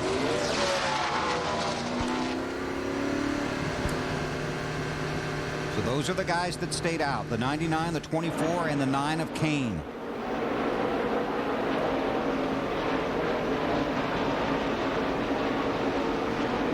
Casey Kane. And that's the race leader. Sorry, Wally. I saw Casey Kane may go a lap down here. Okay, now Earnhardt Jr. is the race leader, but while we were away at commercial, Carl Edwards got the lead, and watch what happened here. Yeah, it looks like Kevin LePage had a tire going down. He was trying to get to pit lane. He was going low. Earnhardt had to get way off the gas. And there goes Carl Edwards. I mean, blows by him. Dave, you got more on that? Just the radio transmissions immediately following that. Junior really didn't say much except, what was that? And his spotter said, I don't even know what to tell you, Junior. He did a good job not running over him. Yeah, it was really close. Like I said, LePage was just trying to get down the racetrack. But it was close. Saw the graphic that Junior has led 21 laps now. Carl Edwards has led 32. Kenseth, Newman, McMurray, Gordon, Kyle Busch have all led today, along with Kyle Petty and Kurt Busch. And Hermie Sadler also led a lap. Looking at the car of Ryan Newman. Marty, you got something on this? Yeah, Bill, half of the left side of the grille for Ryan Newman is missing. There's a big hole in the front part of the race car, and his car before was extremely loose. And I'm literally dirt tracking it coming off the corners. Then all of a sudden it got tight. Ryan didn't know why. They noticed there's a big hole on the left side right underneath Charger. That changed the handling characteristics on the 12 car. Now his car way too tight. They're going to have to try and fix it when they come to pit road. But the problem is these stops are likely going to be green flag stops, meaning they won't have a lot of time to do many repairs. So right below the... Yeah, it's right below the screen. It's actually where it's taped up. But you can see it right there on the bottom. There's a hole on the bottom. And it's probably tightened the car up quite a bit. See if we can get a look at it right here. It's right there in that area. See that hole right there? Well, that won't be fun. Now, if they got to fix that under the green, it's going to be tough. I mean, they can put some tape over it, try to block that hole. Yeah, it'll never stay. There's the good look at it. Yeah. The sun's shining right down on it. Been a frustrating season for that bunch. Previous winner here at Michigan. Just past the halfway mark. Dale Earnhardt Jr., the race leader. Be looking at some more green flag pit stops coming up. Earnhardt leads Kenseth, Boyer, Biffle, and Elliott Sadler.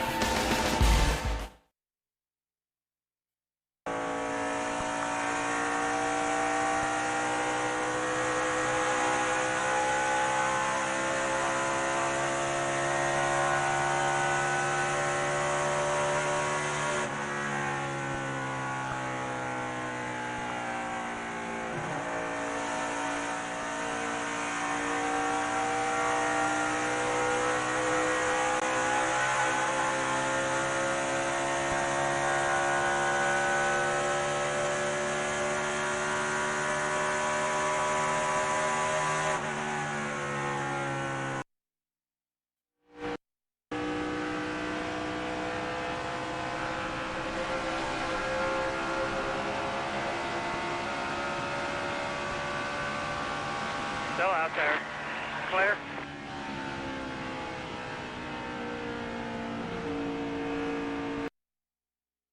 Get all you can. One more outside. Start blending up right now.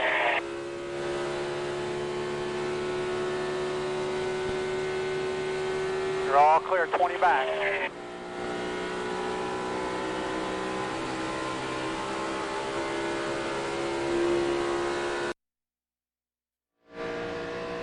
I know it's a tire up there.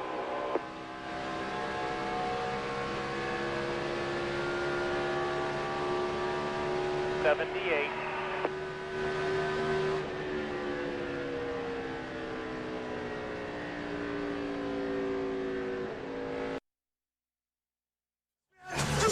Screw you.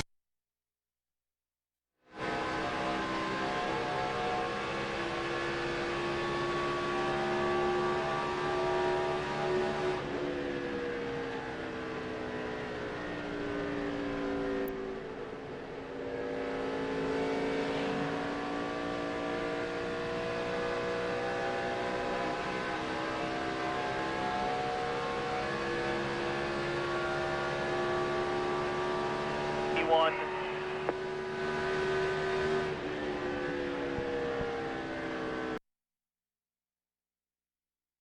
Tuesday night starting at 8, only on TNT.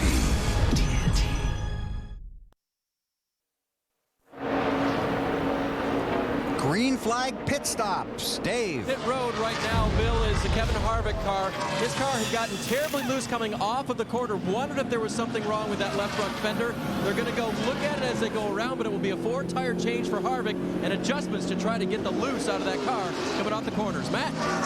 And just on pit road is the 11 of Denny Hamlin. Now, his crew chief, Mike Ford, they've been trying different lines in the racetrack. The car just way too free on the bottom, trying a number of different adjustments on this stop to try to get that car where it needs to be.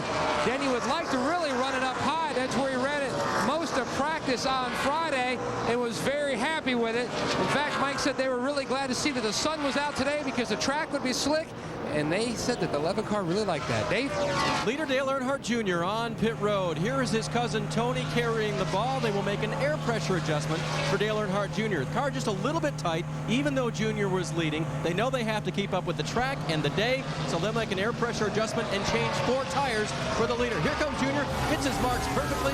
Guys go to the right side. Remember, earlier today they had a bit of a slow stop. They have recovered from that on every subsequent stop, and this one looks pretty good so far as well. Allen. And the championship leader, Jimmy Johnson, making his way down pit road, watching his speed because the speeding penalty on top of the video he's already had would be a little difficult. Going to be a 4-tire change. They'll pack this thing full of fuel. Also look to try and help Jimmy with a loose condition. You see the wrench going into the holes on the right rear side of the car. Marty? Alan Ryan Newman hits pit road. You can see the hole in the left front grille. They've got to get some tape on that. They fabricated a piece of tape they're sticking over with a pole. Crew member will grab that piece of tape and put it on in the right spot. 4 tires. They're going to make the chassis changes. They're going to make sure they get the piece of tape in the right spot. Problem is they covered up part of the grille they didn't want covered up with that big piece of tape, Dave. Here comes defending champion Tony Stewart onto pit road. His car has been tight most of the afternoon. Let's see what the crew goes and does this time. They will look at Tony's car, definitely change 4 tires on the car. Wrench going in the rear window. Chassis adjustment to try to help the champ steer this car better. Left side tires coming off. Got to index them perfectly to get them back on. 5 lug nuts hit. And Tony leaves. Matt. And the 07, Clem Boyer makes his way down pit road for service. He said the car was pretty free. He was talking about possibly trying 2 tires on this stop just to see what the race car would do. Some other guys have done that today, but you can see he has sticker tires on the left side. Air pressure adjustment. Hardy. Matt Kurt Busch ran his way back into the top 10. The car was loose at the beginning of that run, meaning no rear grip. They're going to go down on the track bar trying to fix that. He was a little too tight in the center of the corner. He wasn't worried about that. One of that loose condition fixed, Dave. Same adjustment has already happened for Greg Biffle down on the track bar for fresh tires. His car wouldn't turn in the corner either. Greg is off pit road. This all occurring 109 laps into today's race. And still waiting for a handful of drivers to make their next stop. Here's Matt Kenseth. He's the race leader. Reed Sorensen runs second, then Mark Martin and Joe Nemechek. Mark Martin is there. Matt slides to a stop, Bill. You can see the crew member already making the wedge adjustment. Mark called for that. He wasn't so sure about making an air pressure change. They tried 2 tires earlier. Back on lap 43, the car was extremely loose, Amy. He said now it's extremely tight. And Joe Nemechek pits the Army car. Last time they were on pit road, they only took right side tires. So these left side tires, the crew's about to pull off the car. They've been on there for a while and worked pretty hard. 4 tire change for Nemechek, Marty. Matt Kenseth hit pit road as a leader. Allen, he said he wanted a cold drink of water. You know, he said he got more of the rear grip back as that run went on, but they're still going to go down on the track bar, trying to give him even a little more real grip. 4 tires and a quick stop for the 17 much. Little slow on the rear tires, though, not quite as quick as they wanted to. The first half of it looked great. Wow. Robbie Reiser won't be pleased with that. It's one of the best pit crews in the business right there on that 17 car. They don't like giving up anything on pit road. Reed Sorensen in the 41 was scored as the race leader. Now he heads for his pit stall. And that will complete the cycle of green flag pit stops with 111 laps in the books. Coming to you, Marty.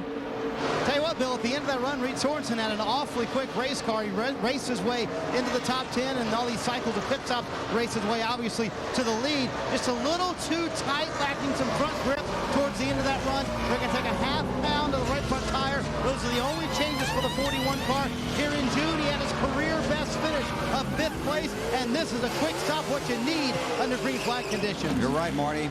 Good stop for those guys. So Sorensen heads back out. And up front, Jeff Gordon. Past winner here at Michigan, 4-time series champion. Missed the chase for the Nextel Cup 1 year ago. He's the one guy the other drivers don't want in the chase because this is a determined driver on a talented team. And his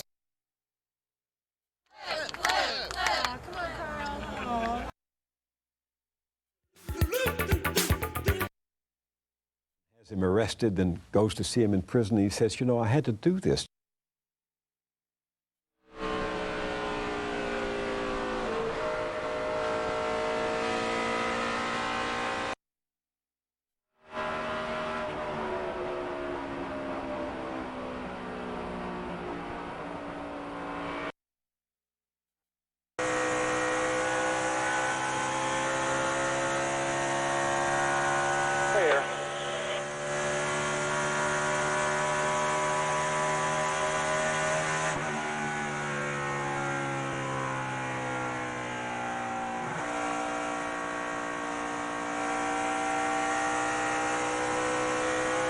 Spinning off before all by himself. First check should be clear when you get there. We're coming to the yellow.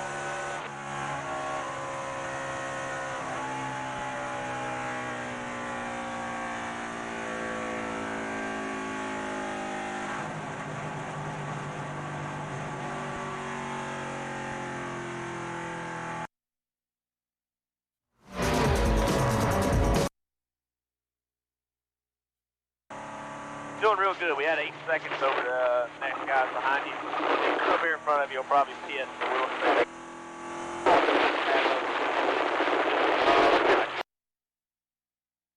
Take that attitude to the track. Greg Biffle's actually waiting.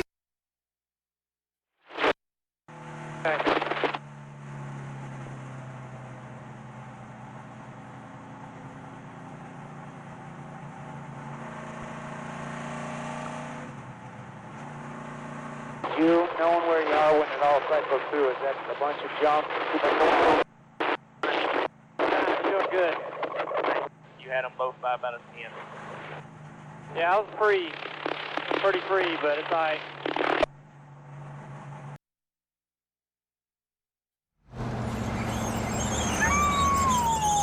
I'm not listening to you. I'm just not listening anymore. Sounds like someone needs some car care advice. For all the advice.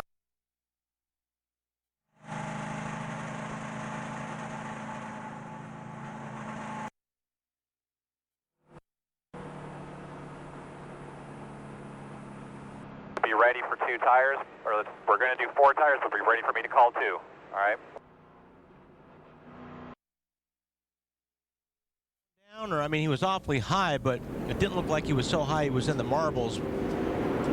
But don't know. Pit road is open, and we're going to see some more stops, Alan.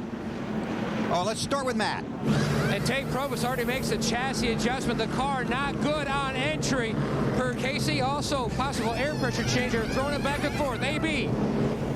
Carl Edwards and his team, along with Jeff Gordon's team, both kind of in the same spot. Because of when they pitted under the green, they had to come in here and take fuel in order to make it to the finish on one more stop. They do expect to lose some track position by not everyone stopping. Jeff Gordon's car getting 4 tires and a track bar adjustment. You saw the Carl Edwards 4-tire stop as well, and it looks like Gordon is going to barely win that squeaker off pit road. This is going to play out in a very interesting fashion. I think these guys might have the advantage by pitting now. Yep. Only have to make one more stop, able to make this stop under caution. We'll see how it plays out. 115 laps are complete. You're watching the GFS Marketplace 400 on TNT.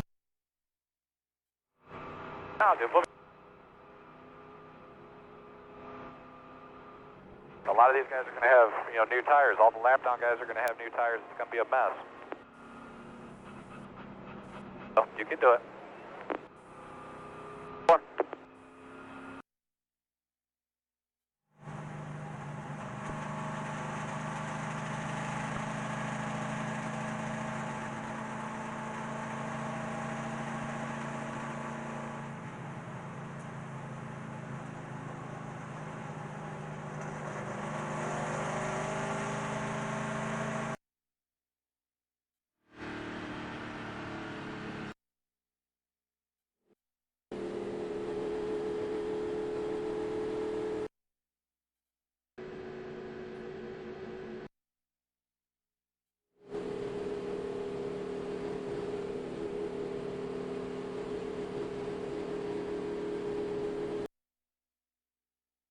Some of them had up to 10 laps on their tires.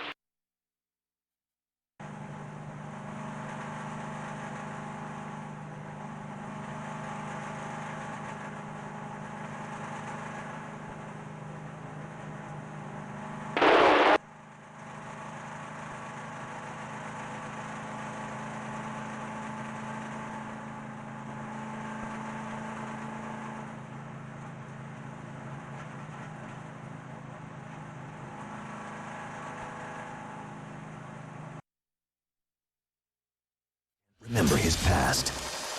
But a mysterious package holds the key to his future. Who sent these items? If he has one. You did. You can't change your fate, Mike. You're gonna die today. Maybe. Ben Affleck, Uma Thurman, Paycheck. Tonight at 8 on TNT. Without a Trace Wednesdays. Now one of the biggest shows on.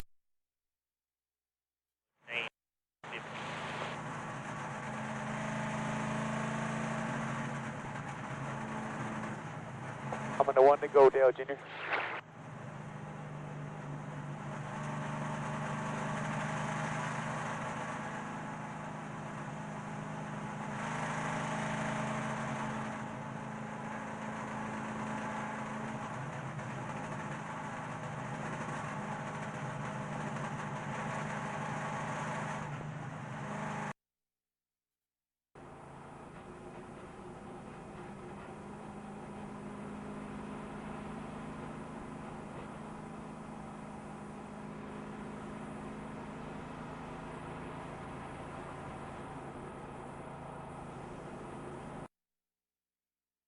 I can't believe this. Dude, these cars are out of control.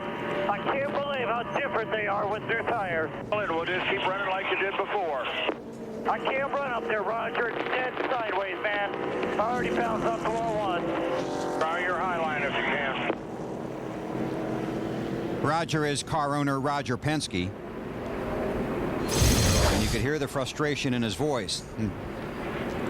Now, obviously, the spin here, that brings out the caution. You'll see the light turn red, but Kurt had to come down pit road at that point anyway because he's going to need tires. Might as well dive on there and get them done because you're going to restart at the tail end of the longest line anyway. Yeah, the worst thing you can do is go around this racetrack with a flat tire, because if the tire comes apart, then it takes your body up. You know, it just tears the body off. So, I mean, he had to do that. So Kurt, who got the penalty last week for coming onto pit road when it was closed, made the proper decision that time, but is not very happy with the way his car has been handling. They've turned the lights back on the pace car. You see the field had doubled up, but we're not going to go back to green this time.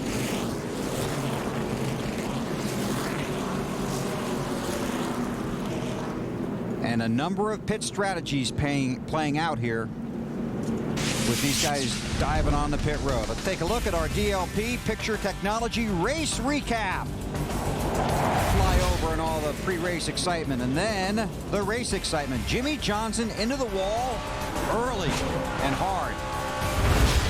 Down pit road, have a look at it. Lap 18. Double. Yep, Jeff Gordon broke a motor. Jeff Burton. Thank you. Lap 24. Kevin Harvick. Just got away from him. Down on the bottom, trying to make that pass on the low side. He got sideways. Did some damage to the front of the car, but the guys did a great job fixing it. Back in the race. Kyle Busch. Had a tire go down. Into the wall. He's currently scored 41st, 87 laps down. So we had a few guys with tire issues here. It seemed like for about a certain part of the race, there's a lot of guys that were going down. There's David Gilliland. And that's what you remember I was telling you about that tire coming apart? Yes. Although his fender's already crushed in, so the tire's not really ripping it up. Our DLP race recap.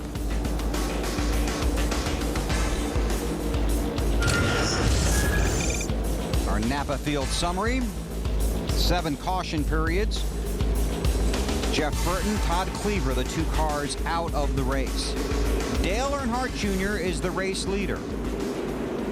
Jamie McMurray in the 26 car on the front of that outside lane is at the tail end of the lead lap. What I started to say before, Jeff Gordon, Carl Edwards, Casey Kane, Kevin Harvick, Bobby Labonte among the cars that pitted. Wow. 12 car. Ryan Newman really got a start there. May have been too good of a start. We'll see what happens.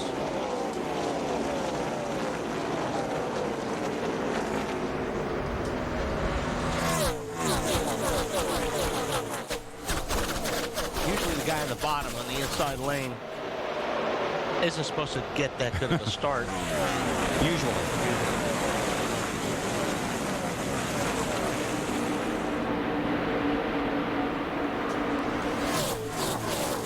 Robbie Gordon right in front of Earnhardt. Robbie's one lap. Well, at this second, he's on the lead lap. If Junior passes him, he'll put one lap down. And it's worth going back and mentioning again how good that 8 car has been here this afternoon. He's been the fastest car all day. I mean, there's no question about it. They can keep on top of the handling and not let it get away from them. You know, they're going to be very, very tough to beat today, Dave. And you got to be careful when you have a car that good, don't you, Wally? Yes, because you can mess it up. Well, or someone else can. We saw Kevin LePage dropping down low and almost getting into him earlier in the 49. On this restart, Jamie McMurray on the tail end of the lead lap in the 26 car. He started right in front of Dale Earnhardt Jr. They radioed to Junior, said, the 26 isn't real confident in their race car. And Junior said back, oh, great. He's still stuck back in traffic, and he is the leader.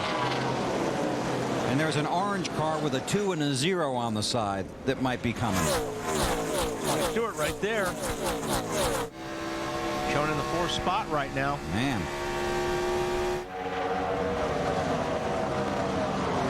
.200 miles per hour down into these corners. Dave, you got Tony too, right? Yeah, and he's having a good time here at Michigan, as he always does. He says about Michigan that usually the bigger the track, the less fun it is. But he loves racing here, as we've said all day, because you can race different lines. And we've seen Stoney stay on that high line, the last little bit of this race. And the tight race car they have corrected, and it's easier to drive for Tony now since they made a chassis adjustment. It must be pretty good to drive, because I saw 207 miles per hour going I did too. 20 cars, so. I saw that, then I looked at you to make sure you saw my mouth was open. Scott Riggs in the 10. Riggs is 1 lap down. Clint Boyer in 4th behind Tony. Jimmy Johnson is the 5th place car in the low Chevy.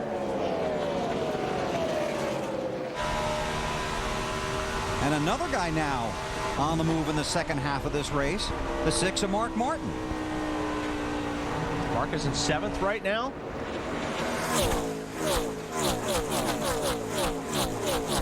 There goes Mark.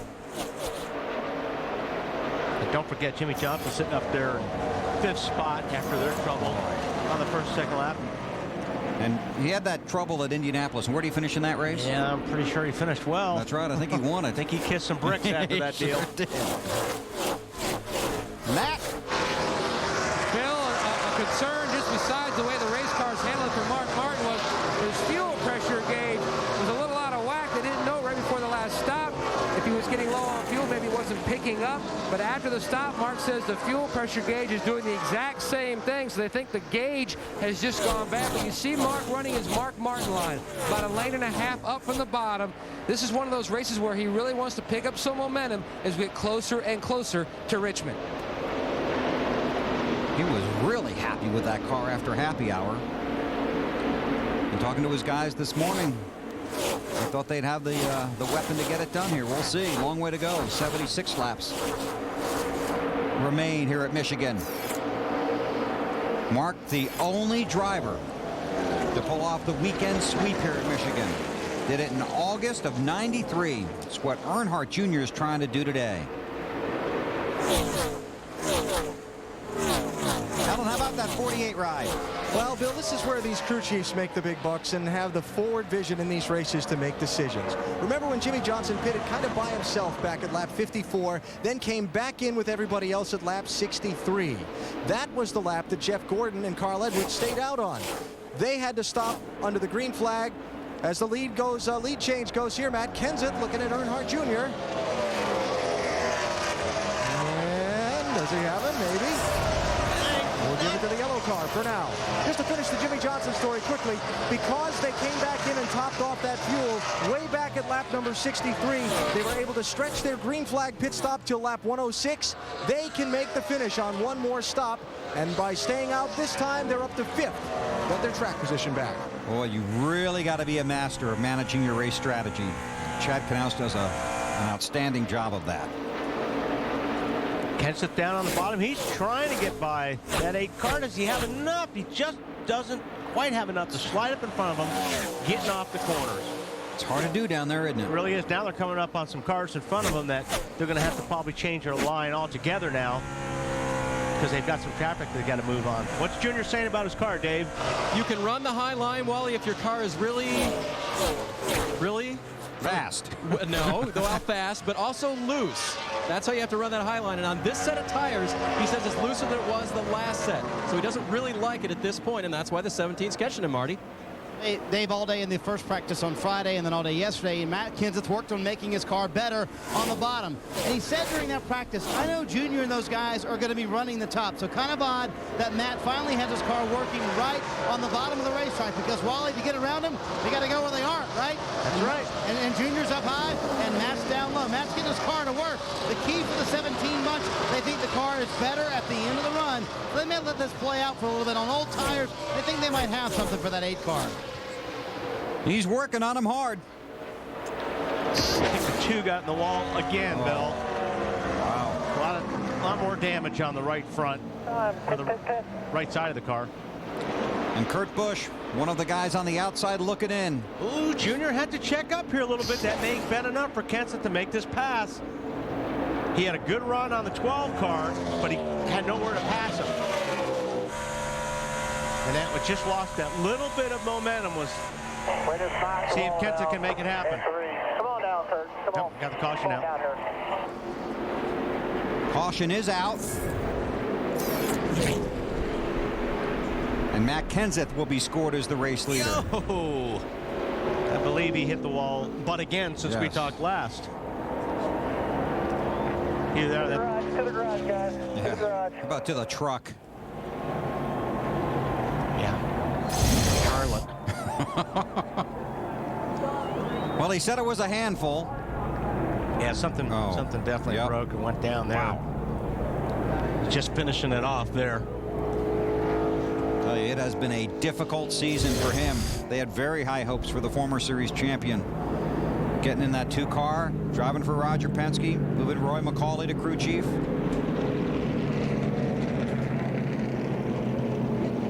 His Penske teammate Ryan Newman is the lucky dog.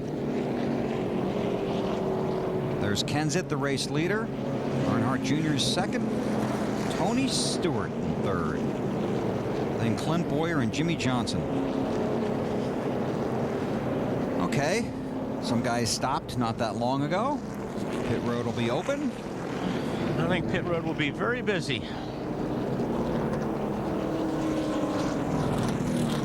Stop now, you're still going to have to make one more stop if it stays green to the finish. How about that? Well, closing in on a record we didn't think we'd see. Yeah. Yeah, I think a lot of these guys will come in. I'm not sure about Earnhardt, but I bet he does. Kenseth is whatever. Yeah. I mean, whatever he does, everybody else will do the. Well, he won at Dover when Robbie told him to come in, and he stayed out. So that worked out for him. He made the call from the seat. Field moving through turns 3 and 4. The fans watching to see who's coming to pit road.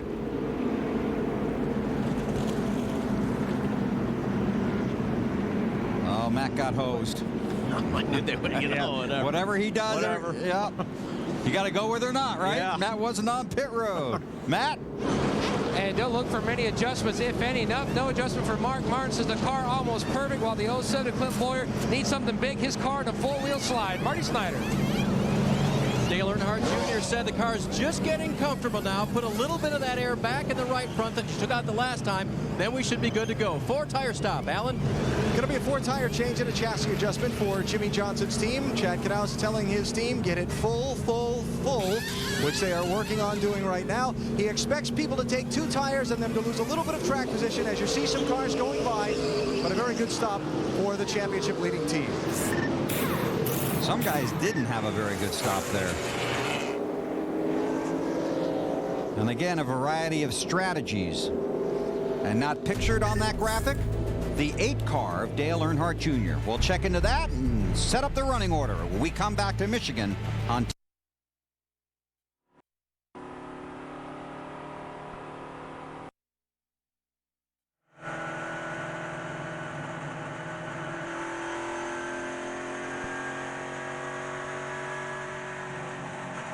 Big trouble now. Oh, we're going to be fine.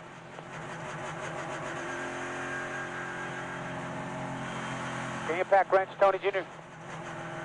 No, we're just going to lug off with our fingers.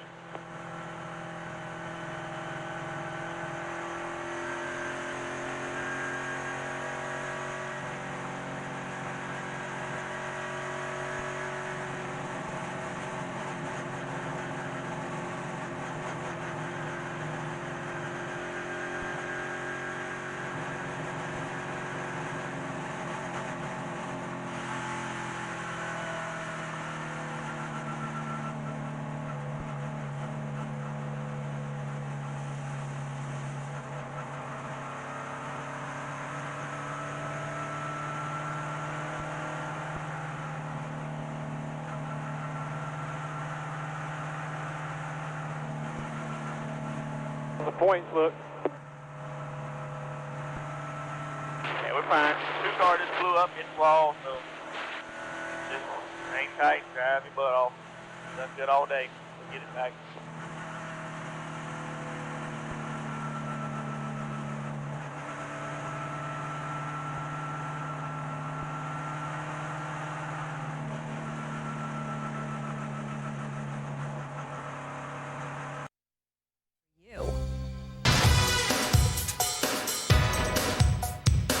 Financial. Now would be a good time to have accident forgiveness. Part of Allstate Your Choice Auto I'm Insurance. super sorry about your car. Are you in good hands? Will Donnie like me better in the red or the black? He just asked me out. And you said yes?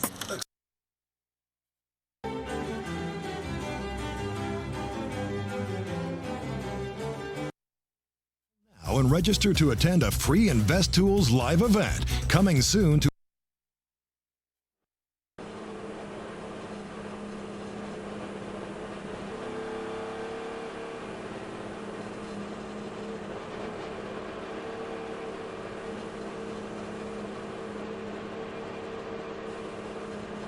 All right, buddy, one to go here. One to go.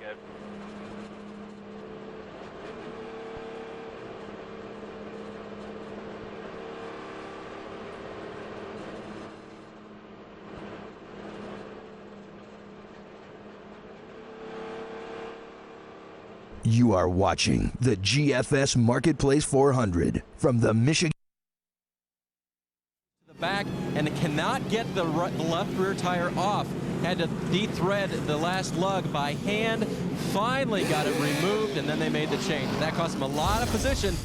And Junior radioed himself on the radio when he saw all the traffic he was in back on the track. We're in trouble now. 19th in the running order. And not only they took 4 tires, they had the trouble, but other guys took 2. I think he's going to be okay. You do? I would rather be sitting on 4 tires right now than 2. How many laps to go do we have? 67. 67. So I think he's okay. Time to pay off the singular race talk question. How many lucky dog passes should a driver be allowed to receive during the race? That's surprising. Really? I like that. I thought people would have said a lot less. I like the lucky dog rule. No. And we thank you for participating. I'll bet BP voted in that. Anytime, Bill. Lights are out on the pace car.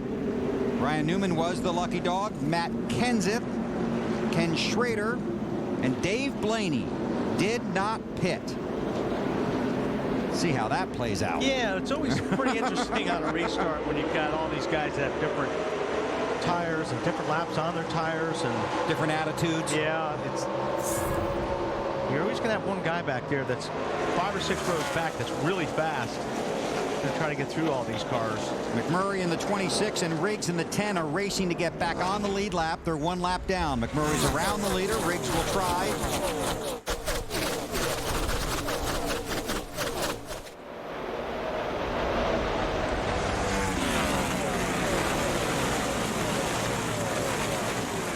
Keep in mind that 17 and 26 are teammates. Yeah, he may give it a lap or 2. Matt Kenseth. Right. But he can't wait around too long. He knows there's guys behind him that are going to be coming in a hurry.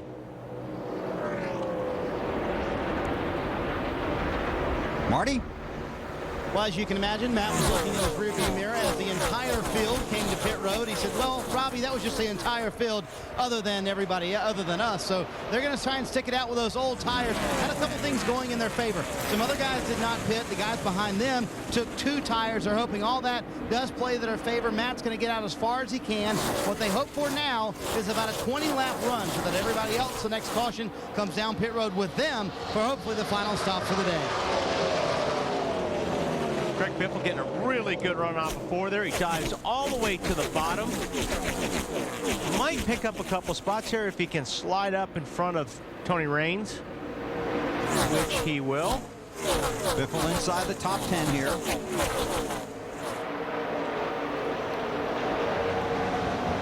Mark Martin trying to... Yeah, he's down on the bottom with nobody behind him, and doesn't help. But Raines is going to squeeze Gordon there. Oh, looks like Raines is doing everything he can, but to wreck. That car was really sideways there for a minute. Look at Denny Hamlin with the move. See, that's the thing. You guys check up just a little bit. If there's a guy in the back sees this happening, he's just going to keep his foot in it and pass some cars. Man, it must be fun to be young and brave. Got it done. Sure did. Update on the 24 from Allen. Yeah, I got shuffled back in traffic a little bit by the strategy, Bill, but I just talked with his crew chief, Steve Letard. He said they're interested in their track position at lap 200. They wanted to take 4 tires now, knowing some others would take 2, expecting that if they have to make the last pit stop later in the race, they'll do something different than everyone else. They'll be set up to just take fuel only, or maybe just get right side tires and minimize the time on pit road then. All kinds of strategy when you come to Michigan. Jeremy Mayfield won here a year ago. They rolled the dice on fuel mileage and won the race.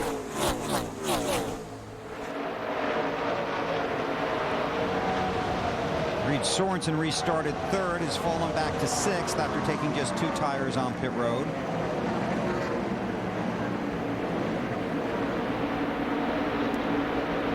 This is outside the top 10 now. Hamlin 11th. Mark takes the position from Gordon. He just squeezed in front of Jeff Gordon. Jeff Gordon practically laying the bumper to him. Going down the front straightaway. Looks like they want to use different lines there, huh? Yeah, Mark's using the bottom. I mean, he's got that car stuck pretty good down on that bottom line. This is for 3rd. Casey Kane in the 9. Tony Stewart in the 20. And Jimmy Johnson watching from behind. And here comes Johnson. How about Schrader, 2nd? The 21 car. On board with Johnson.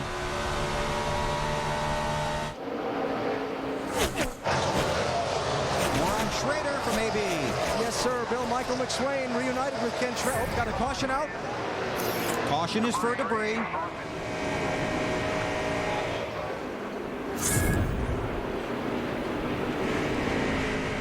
Boy, this is getting real close to that pit window we talked about earlier. Somebody's going to try it now for sure. Absolutely. Come in and top it off right before they go back green. There's the debris on the apron right by the start finish line. Scott Riggs is the lucky dog, and McMurray also back on the lead lap. And that will put 30 cars on the lead lap. Wow. 59 to go when they cross the line this time. Alan, you busy? Yeah. You are? Yeah, but go ahead, I'll help. Well, we were talking fuel mileage before we came on the air today, and you came up with some numbers that were pretty good. I heard some people talking they could go as many as 52 laps on the last run of this race, Bill. What lap are we at now? We're on 141, 59 to go. Now, there are some people who think they may be able to go as far as 55 laps. That's the number that's an eye-opener, isn't it? Yeah, so if you come in now and you pack the car full of fuel, do you get enough caution laps where you can make it to the finish? I thought I heard Wally say it a minute ago while I was chatting with the crew chief. Somebody's going to try it, right? Yep, you're right. Somebody's going to try it for sure. And I think what you got to do is you got to wait till the last possible moment. You know, when they get the one to go, you need to duck down pit row, top it off there. Matt, you got something on Casey? Well, Bill, a lot of conversation back and forth between he and Kenny Francis, and basically talking about the fact that they're about 10 laps shy of their window, throwing around the possibility of just staying out for track position, and then when they get a little closer and get in within that window, then make their stop and their final adjustment.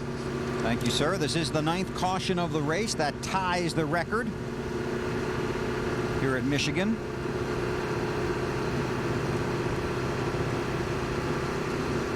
And I'll tell you, I guess you'd have to stay out. I mean, if you can't make it, you have to stay out. Well, we're about to find out. Riggs.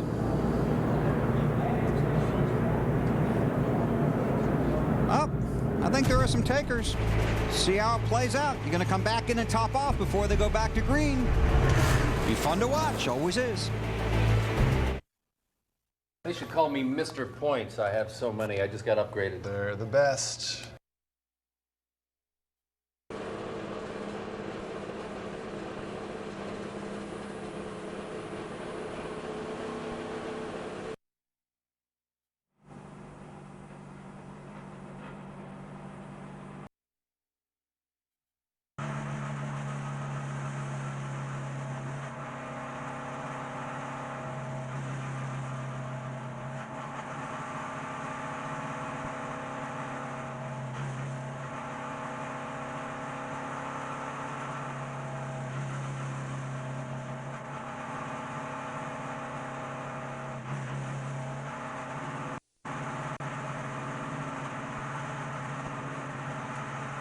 Coming to 1 to go, Dale Jr. The lucky dog is off 2 now to your outside.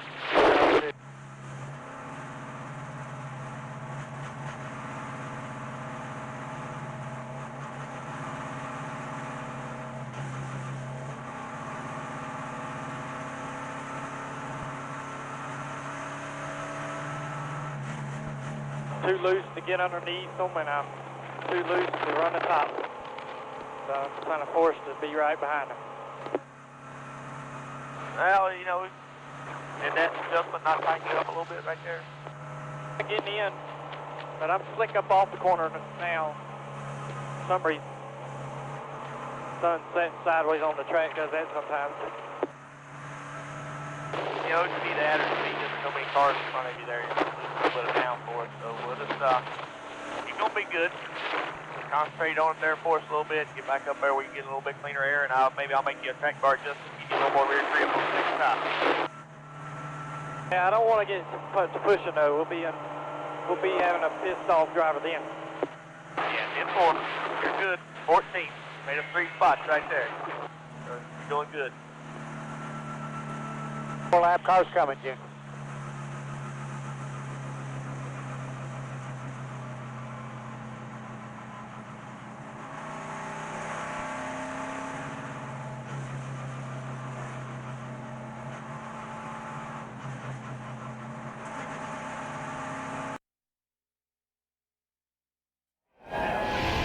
NASCAR NASCAR Cup Series racing from Michigan on TNT is brought to you by the Home Depot, NASCAR's home improvement warehouse.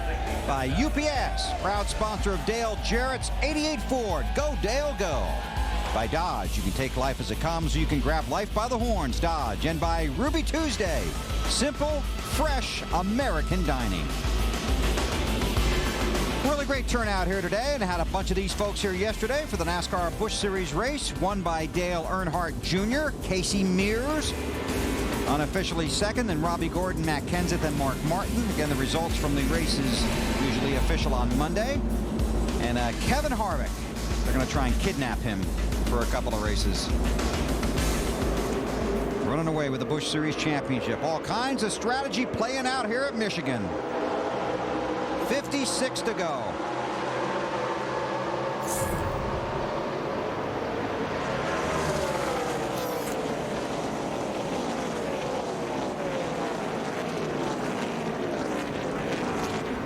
Mixing it up with a lot of traffic right now, Bill. In fact, watching Earnhardt Jr. before that yellow came out, he was having a little bit of trouble back there. Stewart got tangled up behind Schrader. Jimmy Johnson trying to make a run. Stewart now second, Schrader third. On board with Schrader.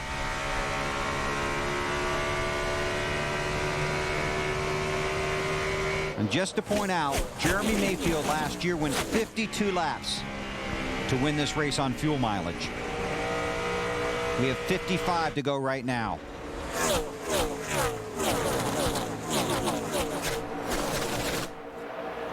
Got Jimmy Johnson down on the low side. Wow, Kyle Petty in the middle of that and looked to be off the pace. Alan? Hey, Bill, remember at the very top of our broadcast just before the green, I talked about how Chad Knaus expected the upper lane to give up grip late in this race. Look where that 48 car is running. Right down on the bottom line in these final laps, and he's moving up.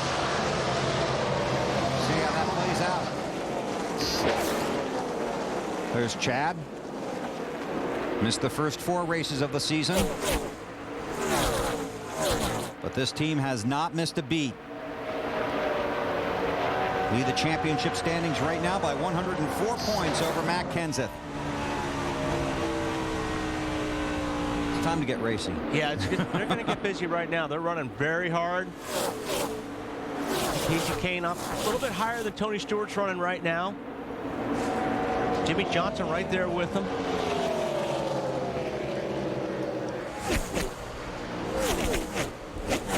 Matt Kenseth stretching it out just a little bit.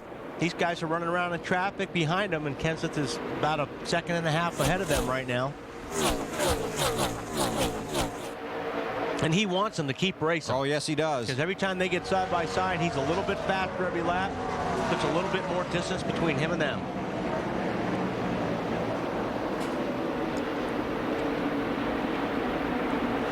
Kane going for the Michigan sweeper in 2006. In the box, Dale Earnhardt Jr. Oh, man. Joe just looked like he just barely tagged the wall, but Junior's back in traffic, and there's just no place to pass these guys. So he's really been boxed up back there. Right now, he's over 4 seconds behind Matt Kenseth, so he really needs to work past these guys as fast as he can. Don't think his car's working as good right now as it was when he was out front. A little bobble there. He just lost a couple of positions there. Dave? We're going to try to find out some more about that, but they did tell him during the last caution, or actually after they had that bad pit stop, to not worry about the points. That was one of the first things that Junior asked about. Remember, coming into today, he was in 10th position to the good by only 54 points. He's still in 10th, I believe, as they run, but at this point, he's a little worried. They told him, don't worry about it, and Steve Meal, his spotter, said, I know it's hard, but don't think about the points, Junior. Just run your race. It's almost impossible not to think about the points, because that's all people keep bringing up every single day of the week. Well, and that's the guy he's racing right there, Hamlin, Gordon, for the points. So he knows if I'm behind them, I'm in a bad situation. Yeah, it's almost impossible not to think about the points this time of the year. Earnhardt is still 10th, as Dave pointed out, just 26 points in front of Casey Kane. He restarted 19th. A caution ago. Was 12th, now back to 13th, but the big thing is he's 5 seconds behind. Right. And not going anywhere.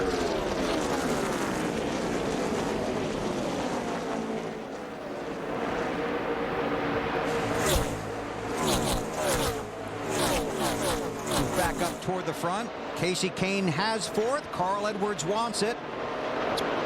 And got it.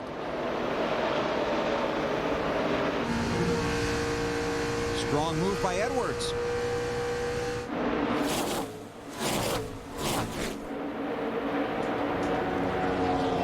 Yeah, Carl got a really good run there and was able to get in front of Casey before they got out of the corner.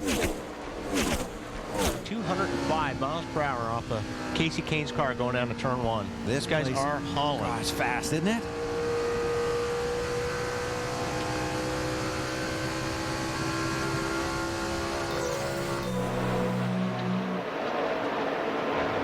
Gordon currently running 10th, trying to make his way back into the chase for the championship. Knows you got to get as many points as you can, but it's not easy to do. There's things that are unpredictable that happen out there, and at the end of the day, yes, you are racing the guys that you're trying to race to get into the chase. You know, Jr. and Kane, Stewart, Hamlin, guys like that. And, we haven't gotten into that mode where we're focusing on them yet, where we're on the radio saying, okay, this guy's in this position, we got to get this. We haven't done that yet, but I would imagine it's going to start here pretty soon. Yeah, like 2 laps ago. I was just thinking. Gordon now up to 9th. Casey Kane and Mark Martin. Kane going the wrong way. Martin tried to pick up some positions. We'll show you the points as they run. And again, you can see how close it is right there. 4th, 5th, 6th, and 7th. An 8th three-way tie. Unreal. Burton's out of the race. Big winner right now, though, is Carl Edwards. Just 158 out with 3 to go after today. But still 47 to go in this one. And Carl was looking pretty good with 2 to go yesterday. You're right. Mark's going to try down low. You know Casey Kane likes that high groove. Yeah, Mark's just going to have to get a really, really good run on Casey Kane in order to make this pass, because you've got to be in front of him when you're getting off the corner. You've got to slide in front of him. And Casey Kane's been getting off the corners really good. So I think it's going to be real difficult for Mark to make that pass, trying to pass him on the low side.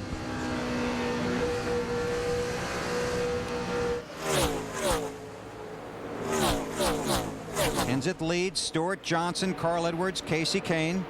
Mark working all over the back bumper of Kane. Matt Kenseth, former NASCAR Nextel Cup Series champion, 2nd in the standings here in 2006.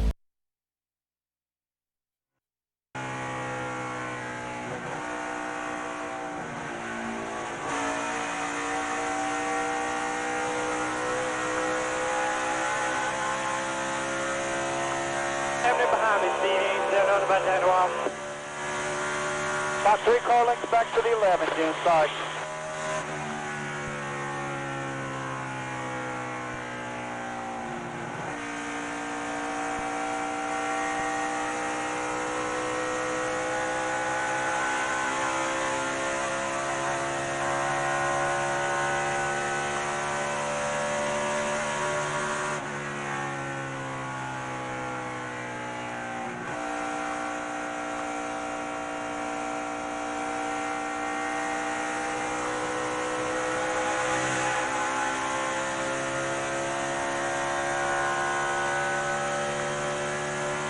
Nice lap down, 41.57.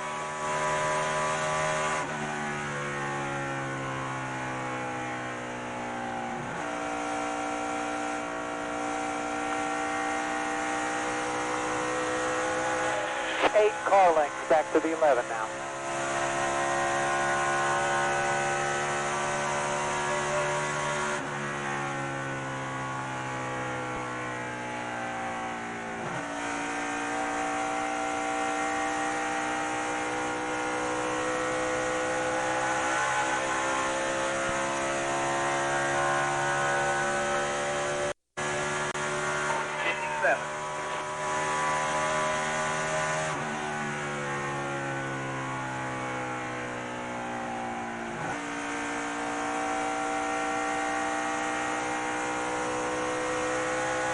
Quicker than the leader on a stopwatch, Tony Jr., is that right? He's got everybody covered by 3 cams. Keep it low.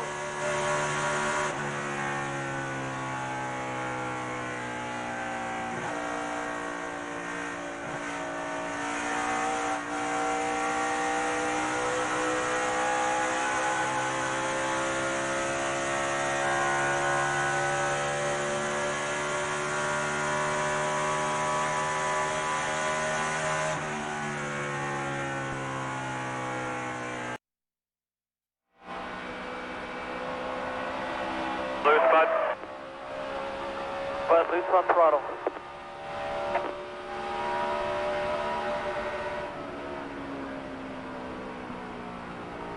Outside.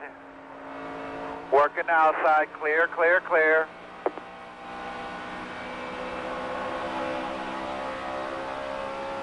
Oh, man, make sure it's not pushy loose. Crash behind you. Caution.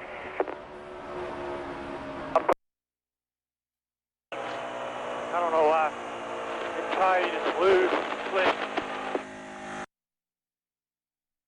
His third car visit to the wall. Yes. He can't wait to come back next year.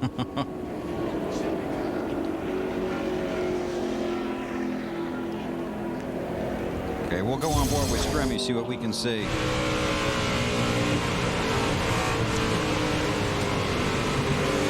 Well, Stremme's the lucky dog in more ways than one. Yeah. Boy. Tough weekend at Michigan for JJ. But I think the fuel strategy thing has changed. Because just about everybody will make a visit now, don't you think? I don't know. These guys were close to begin with. Okay. The yellows help. I don't know. I mean, whatever Matt does, yeah, everybody else will do the opposite.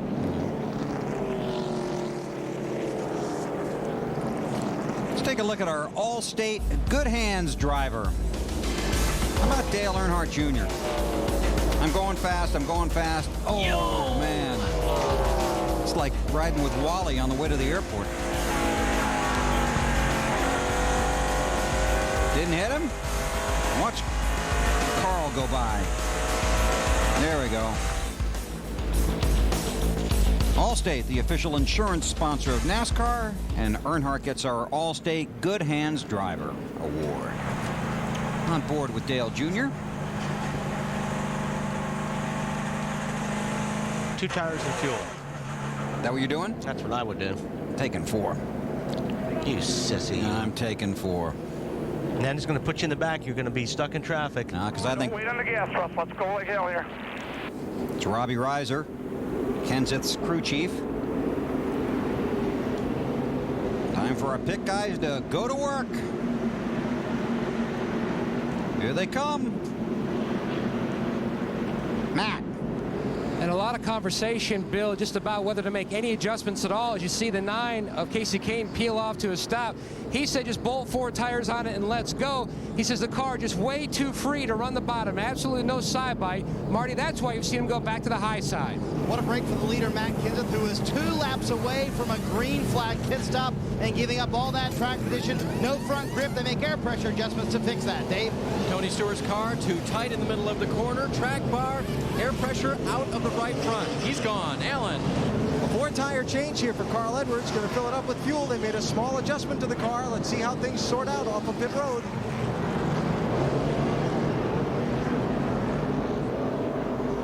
Well, it was a dash off of pit road.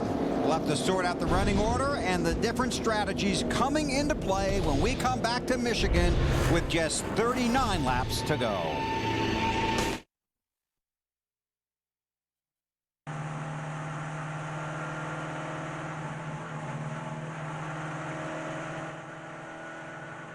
For it all.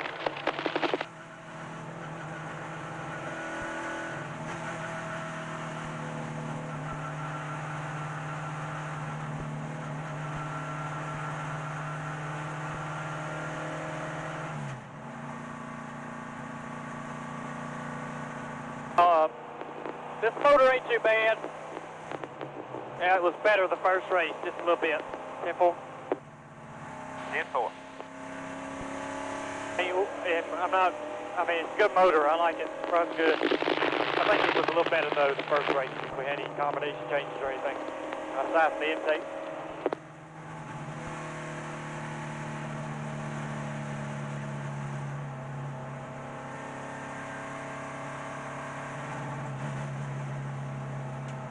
I'm begging, this is a good set of tires.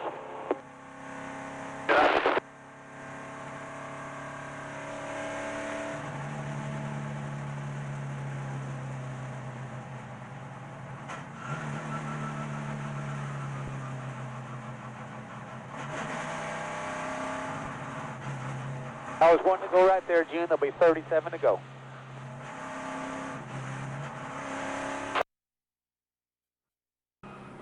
Cars coming. Lap cars coming. And 48.66. Cars coming. Both those cars ahead of you Hot rod took 2 tires. 3 of them. Oh, yeah, 17. Sorry, he took 4.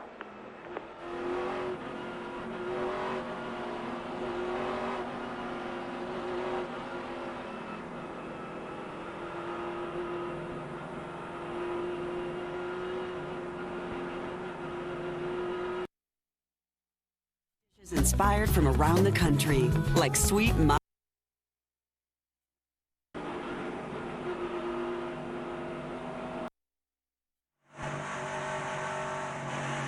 Pace cars off, 37.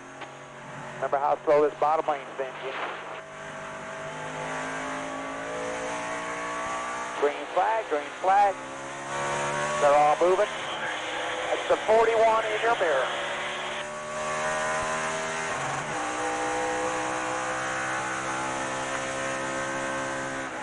Side.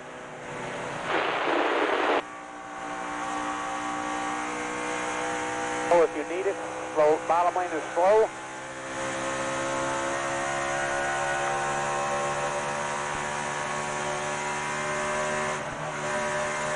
Car on the bottom up there, another one inside, June. Hold your line.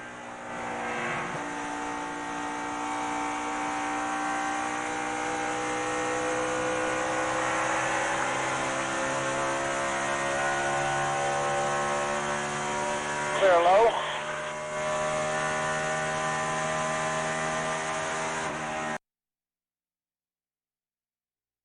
For the lead. Earnhardt Jr. is back in 15th, has not had much luck in traffic after leading 40 laps earlier in the race. Matt Kenseth around Boyer. Boyer coming back. Yeah, Kenseth slipped up the racetrack a little bit. He had to get out of the throttle just a little. Boyer didn't. They drag race down the straightaway. Kenseth by 3/1000ths of a second if you're scoring at home. What are you doing, Marty? Wow, that was close, too. Go ahead, Marty. We'll watch this. And imagine this, guys. Matt doesn't like the handling of his race car right now. He said, I know with the changes we're about to make on this last stop, I'm going to be screaming loose in the first couple laps, but give them to me anyway. Those 4 tires make all the difference in the world. Matt? And you can see the 07 Clip Boyer working the high side around the 17. Running about a lane off the bottom. Now they were talking about trying 2 tires earlier for track position because the car was just that good. They're hoping now they can just keep him out front. It was a little bit free, but it was a little tight on entry, but not bad, Bill. Thanks, Matt. Kenseth knows the 4 are better than 2. So does he have to be more patient, or does he just go get it now? Well, he's a little bit loose right to begin with, like they were talking about, that he may have to wait until it comes to him a little bit. So, yeah, I mean, he's got plenty of time. We've got 34 laps here left in the race. Black flag for the 88 of Dale Jarrett for smoking on the racetrack. I thought he quit that. 07 car's really loose right there. I mean, you saw him a couple times catch that car through 3 and 4. The car was smoking. Oh, the car was smoking. So his 2 tires are still working pretty good, but he's got his hands full, and Kenseth sees that. He's going to get behind him and make it worse, or I would. Well, Matt's a much nicer guy than you are. That's true.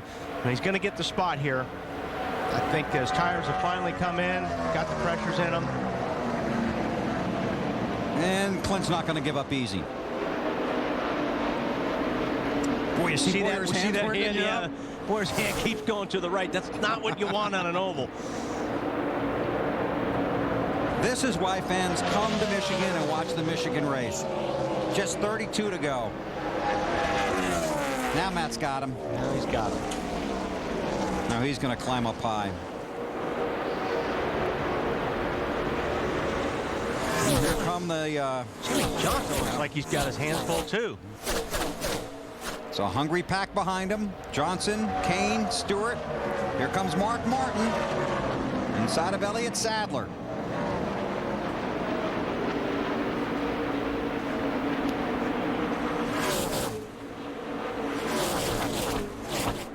Matt? Dave, what are you working on? Sadler here. It's fun to watch these guys gamble at the end of this race for track position to keep Elliott up front. Remember the 19 car here last year? We've already talked about it. Jerry Mayfield gambled on fuel mileage at the end and won the race and essentially put his team into the chase. This year, new driver here at Michigan, having a great day. The chemistry seems to be working, and at the end of the race, they said, let's have a little fun. Stay up front, take 2 tires, and hopefully they can stay up front. Thank you, Dave. If Elliott Sadler can get a top 10, that'd be huge for him, huge for Evernham Motorsports. Of course, their #1 goal, trying to get Casey Kane into the chase. He's climbed his way up to 3rd. But Sadler knows it's all about momentum at the end of 2006, heading for 07. I think momentum is a big part of our sport, and if we can gain some momentum the next 14 races, we're going to feel like when we go to Daytona, we're going to be a top 10 team. So we're really looking forward to each track and what we need to do and try to build off this thing. You know, this is my first time ever in a Dodge Charger, so I've got a lot to learn in traffic and stuff like that, and you know, I'm looking forward to learning. I think the learning curve is going to be steep. You know, this team's out of the top 35 in points, so we got a lot of work to do each and every week we get to the racetrack. And, you know, we talked about how much pressure is on this deal right now. You've never seen drivers switching rides this early in the season. And I think a big part of that is that, just like Elliott said, you're trying to get that momentum. So when you come to Daytona, you know, it's not like you're coming with a new team and you're learning everybody, because that does take time. So, you know, we talked about it yesterday. I think it's real smart to do it this way. If it's not working and you know it's going to change at the end of the year anyway, then do it now. Right. It's best for everybody. And a lot of people didn't think Elliott Sadler was going to leave Yates with, you know, 14, 15 to go, but it worked out best for both sides. Right. I don't think he was until a situation happened with Jeremy, and that opened up the door and said, hey, let's get it done now. Teammates, the 48 of Johnson, the 24 of Gordon, behind the 6 of Mark Martin. More on the 48 from Allen.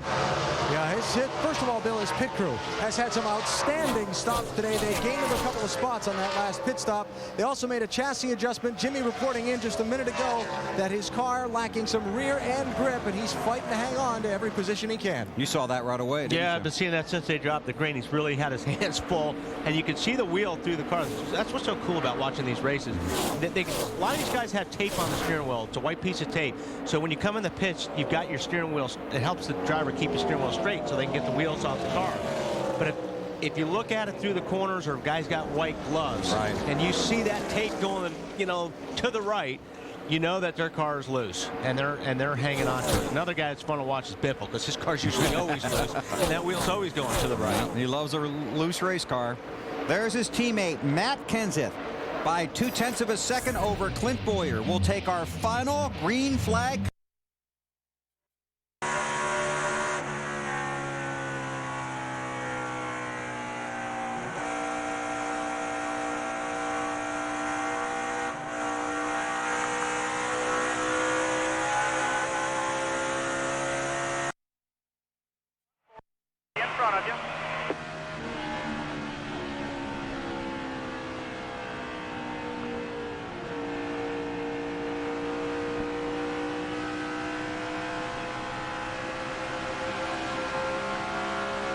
By 2 on the 24.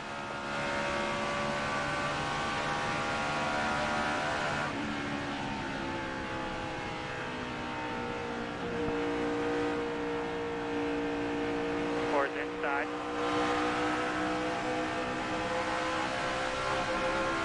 25 to go. 25.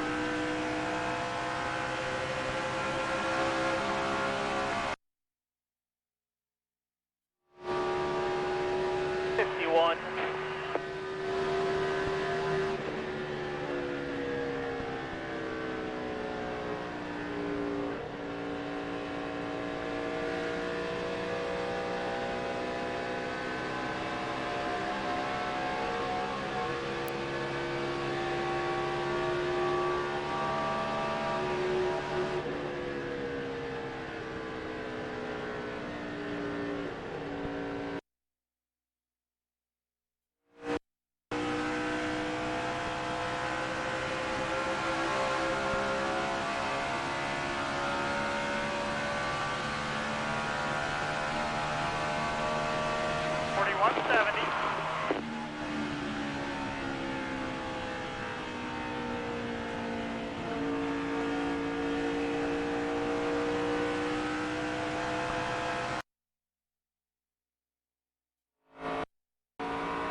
Coming hard outside, outside. Cole behind him. Just be on our toes here. Let's be ready.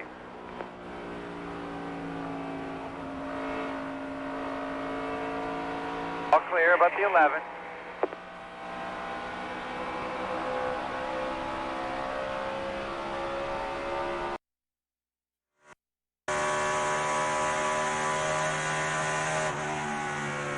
You are watching the GFS Marketplace 400 from the Michigan. Tires and a strong pit stop and some good driving are a forward bold move of the race to Matt Kenseth. Matt Yoakum. Bill, mathematically, Kurt Busch still has a shot to make the chase, but Kurt, it is a huge mountain to climb. Describe just the emotions over the past few weeks. It has been a tough month of August for you. Yeah, it's all right. I mean, Roy and I were just talking about how we can take a car that can almost lead a lap at Michigan and then by the end of the run be dead sideways loose. And so we've been working on that. You know, it's just unfortunate I couldn't hang on to it. I lost it just trying to run dead last after we're just trying to lead. So we're really confused on the 1.5 mile, 2 mile tracks. But next week's Bristol, and that's a good track for us. We won there earlier this year, and you know, our chase hopes are still there, but man, it's going to be tough. So we just might go to work on what we need to do to really get these things to run on a 1.5 mile track. Your season started with such high hopes. Now, do you change, like you mentioned, your goals and look ahead to 2007? Even though we're going to have the car tomorrow, you're still going to be running a lot of this type of track configurations with this car. Yeah, so that's where we really just have to get it dialed in and take our time. Can't rush into anything stupid. I think that's maybe what we had today, where we're just reaching, just trying to hang on to those final spots to get into the chase. You know, it's a new element for me. Last couple of years I've been in the chase and didn't have to think about it. This year it's been a long run to try to get in, and so it's over, but it's not over. So, you know, we're not disappointed with where we are right now, with how we've run lately.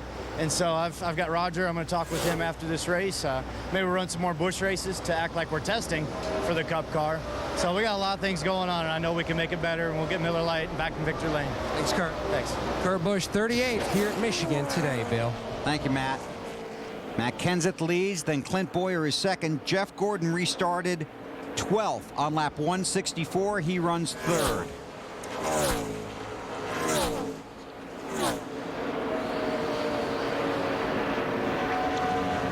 And Ryan Newman, his teammate, of course, his teammate's not having a good day either. No. Ryan is 27th spot right now. And Carl Edwards led 32 laps earlier in this race, and he has fallen all the way back. 19th right now. 19th, okay, and that's really hurting him in the championship standings.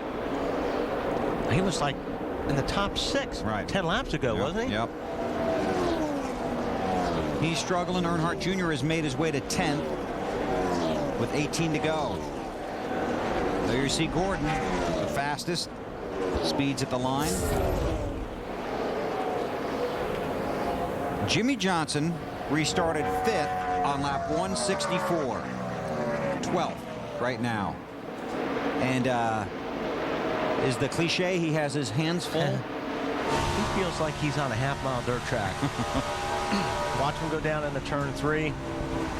And just watch his hands. It's really moving the wheel. Really being gentle with it. See how he feeds it? He's trying to feel where the car's going. There's the loose right there. When he goes back to the right. But when you move that wheel, it's like you're trying to feel the car. He doesn't feel like that car's getting into the racetrack. So you kind of move that wheel around a little bit. And when you crank it to the right, you've lost it. You know, you've lost the tail end of the car. He has slowed down. I mean, that car is so loose that he's taking it a lot easier than he was 10 laps ago, and he's losing a lot of time right now, but the car is so loose he can't do anything else. You can't turn the wheel when the car is loose. The more you turn it, the more sideways it wants to get. So you just really got it. Look at Robbie on the top. And that's crazy loose. Yeah, and you that's fourth position. Yeah. So it's a fun shot to watch, to see these guys, how hard they work in these race cars, because I'm telling you what, these race cars are not easy to drive. I know it looks easy from where we sit and TV and stuff, but these are the hardest cars to drive as far as anything goes in racing. I mean, I've driven a lot of different cars.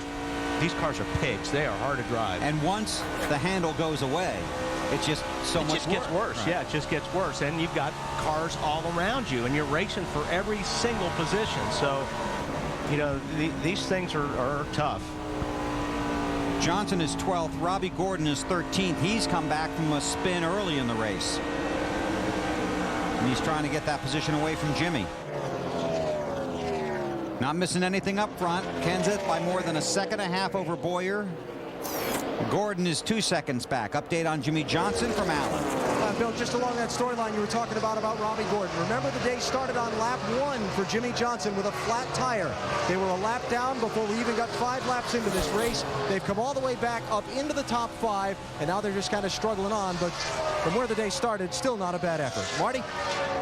And Allen, it has been an adventure for Robbie Gordon, as we just talked about. The spin early on today, got a little contact on the right side, but on the last stop took 2 tires, hoping to keep it up there in the top 20 at least. Currently, they're running awfully better than that, though. A little bit loose, and there's a battle for second, Bill. Jeff Gordon looking under Clint Boyer for the position. Boyer's hung in there pretty He good sure has. on those 2 tires. He's been running good lap times. Matt Kenseth has not really driven away from him, so, but 24, Allen, got those 4 tires. Yeah, he did, Bill. And Crew Chief Steve Wally, sorry. Crew Chief Steve Letarte told me earlier that one way or another they were going to get a top 5 finish today. They had the strategy taken out of their hands by there being so many laps left in the race when that caution came out, so they put it in their driver's hands. He's taken them up now to second place. He's knocked a second and a half, actually almost 2 seconds off the advantage Matt Kenseth had on him 10 laps ago. 13 laps left. I don't know. Let's see. Well, we'll take a look at that, Marty. Alan, I'm sorry. Touche, my friend. Now we got to work something in here. I want to remind everybody that our partner Benny Parsons not with us today. This is for position. This is Earnhardt trying to get 7th away from Greg Biffle. I think Biffle pretty much gave it to him on that one. He pulled over and let Earnhardt have it. Update on the 8 from pit road. And Bill, this is working for Dale Earnhardt Jr. Jr. wanted to take 2 for track position on the last stop. Crew Chief Tony Uri Jr. said, let's take 4, and I think you can beat some of these guys. And he's driven from that restart in 13th all the way to where he is now. Thanks, Dave. We know Benny's watching. Benny couldn't be with us today, but one of his responsibilities, cueing the duck. So, truck, cue the duck, please. Almost forgot about it. Our Aflac trivia question. Who was the last driver to win both Michigan races in the same season? Come on, Wally, take a stab at it. The Yates driver? I don't think so. No. Then I don't know. Bobby Labonte. Bobby Labonte. Back in 1995. 3-time winner here. Aflac. Our Aflac trivia question. Hopefully BP be back with us soon and he can go back to cueing the duck so we don't have to wait till 11 to go because I forgot all about it. So now the thing to watch is see if Gordon can close in on Kenseth. Right here, Hamlin racing for a position. Last time at the line it was 1.8 seconds. There's Matt, there's Gordon.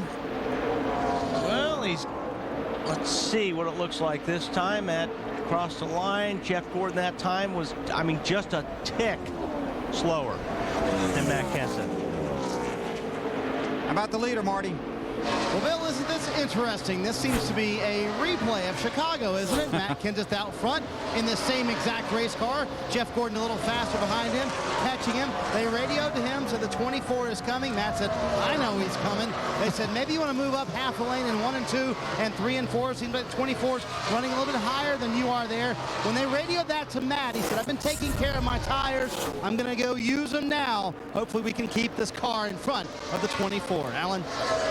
Jeff Gordon just came on his radio after saying nothing for about the last 20 laps and said, guys, I'm not sure if I can catch him or not. Steve Letarte jumped right back, gave him lap times, told him he's faster than Kenseth.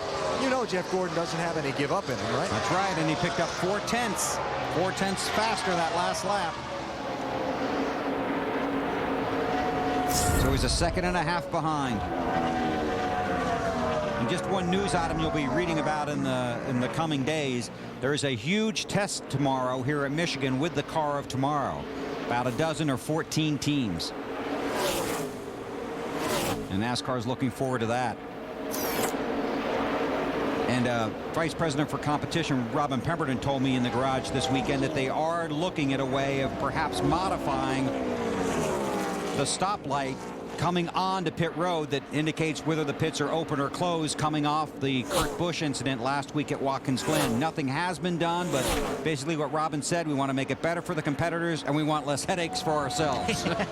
So they're going to try and look at that. There have been several options kicked around in the garage area since Watkins Glen, including perhaps adding a yellow light before the red light comes on or moving the line. But anyway, NASCAR wants to look at that. I think that light is hard to see. I mean, although it doesn't look like it from where we sit and everybody else sees it, but sometimes it's really hard to see when it's up that high. And when you're a driver, you're coming down pit lane, you know, you're really trying to focus on, you're looking for your pits. So I think that light needs to be a little bit lower.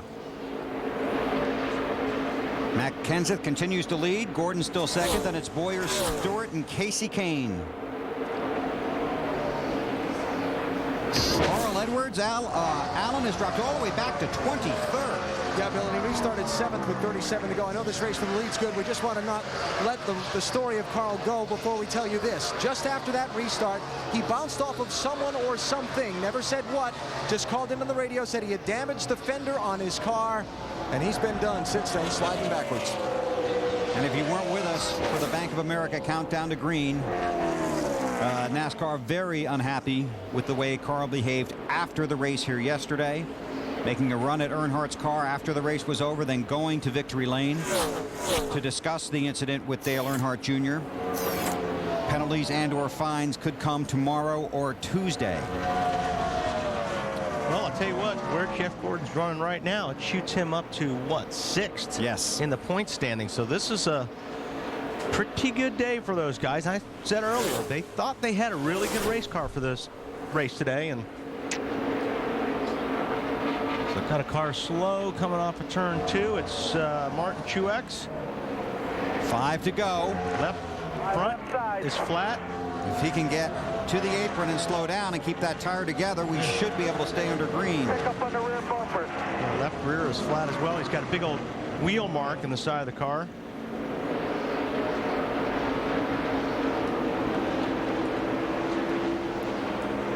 So Truex tries to nurse it back to pit road.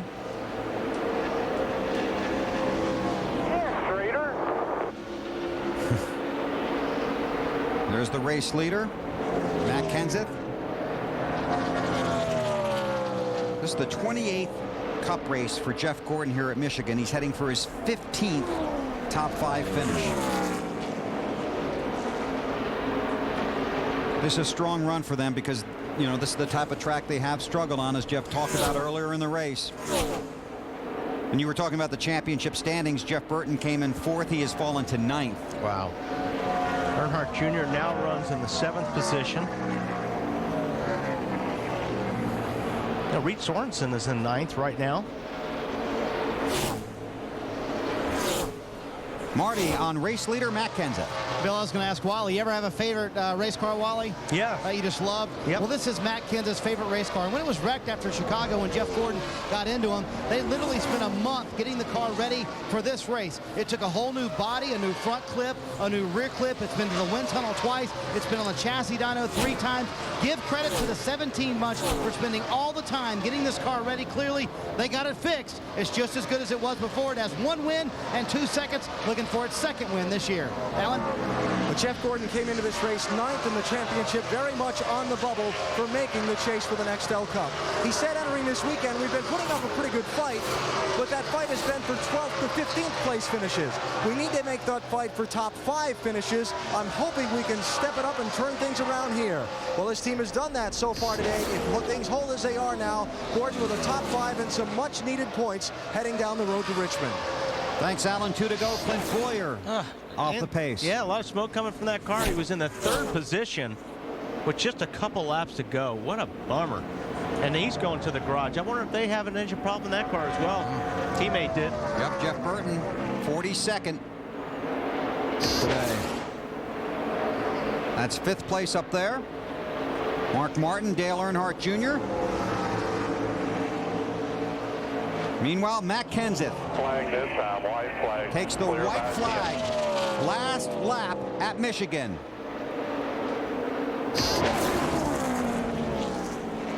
Gordon is close to within 0.8 of a second. Does look a little like Chicago, doesn't it? I don't think you're going to have the same outcome as in Chicago, though. Clear by 10. This is a strong performance for Matt Kenseth and that Robbie Reiser-led team. Second in the championship standings right now, just 58 points behind Jimmy Johnson. Matt started working on cars when he was 13 along with his dad. Started racing at 16. Already has one Nextel Cup championship, trying to get another, trying to make the chase for the championship. Matt Kenseth wins at Michigan. Good job, guys. I thought I was going to blow it again. I was getting so tight. Good job. Stewart third. Oh, look at the race. Oh, Mark Martin, I think, just beat Earnhardt to the line for 5th. Every point, baby. Hey. Every point. Got it.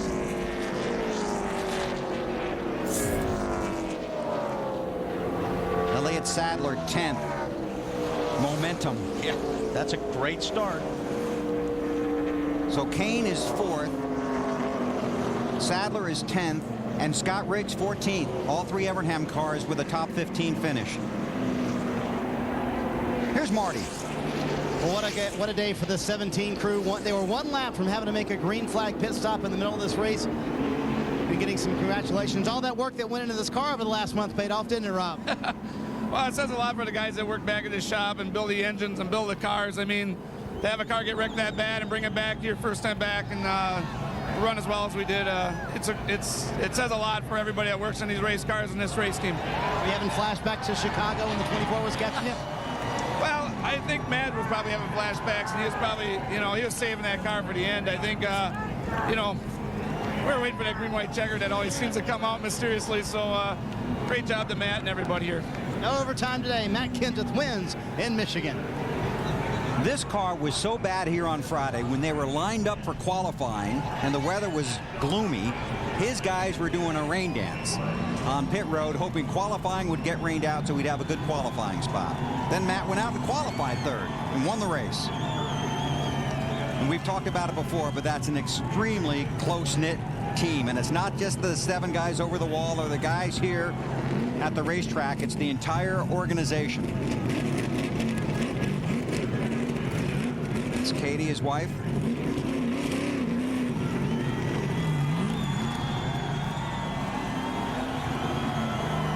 And you hear the fans cheering for Matt Kenseth. You know his dad Roy, Mom Nikki are watching.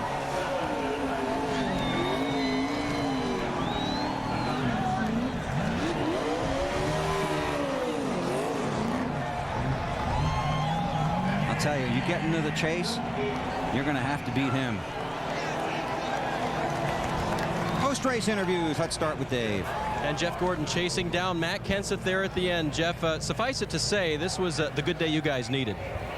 It certainly was. What a great fight, and some great adjustments there in that last pit stop. We were up there battling with Edwards, having a lot of fun, and we just were out of sync. And unfortunately, the caution came at the wrong time, which has been happening to us a lot lately. But what a rebound by this race team. I mean, they've been just putting up such a great fight all year long, and I just couldn't be more proud of Steve and all the guys. I told them what the car was doing. We were struggling in traffic, and they tuned this DuPont Chevrolet right up, and we just drove to the front. I wish we had a few more laps. I was catching Matt, and how many more, Jeff?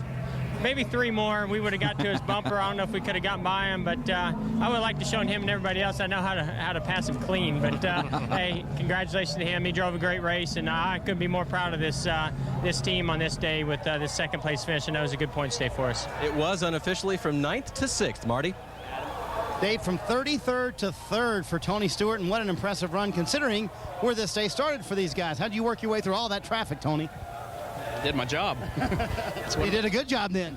That's what the Home Depot and the Home Depot racing team expects of me. I mean, we just, Zippy and all these guys did an awesome job today. We had a really tight car at the beginning and just kept working with it and kept making adjustments, and we just battled our way through. So, the pit strategy at the beginning of the race really separated a bunch of people, kind of got two different groups going, and that kind of helped us get up there, too. It wasn't like we had to just pass 33 cars on the racetrack, so that helped a lot. And in terms of the championship, too, another solid day for the 20 team. Matt? And back in the garage, Marty, Jimmy Johnson, you're looking over your car. Looks more like it went to Martinsville than a day at Michigan. But what a rebound for you and this team. It is. These guys, I think every week, not only impress myself and Hendrick Motorsports, these guys just never stop. It's truly amazing. And I really felt like we were in for a top 5 once we got everything back and going. But unfortunately, there at the end, I got way too loose and I just lost a lot of spots for those Monte Carlo. But still a good day. I hate that deal at the beginning. The 31 was inside of me, and something with him kind of wiggling and coming up behind me dramatically changed the airflow on my car, and it just made my car tight and shot me straight at the wall, and I got in the wall early. So just kind of one of those days, but we bounced back and finished well. Finishes 12th or 13th, unofficially still has a 58-point lead in the championship standings. Alan? In victory lane, where Matt Kenseth is about to exit his very hot race car.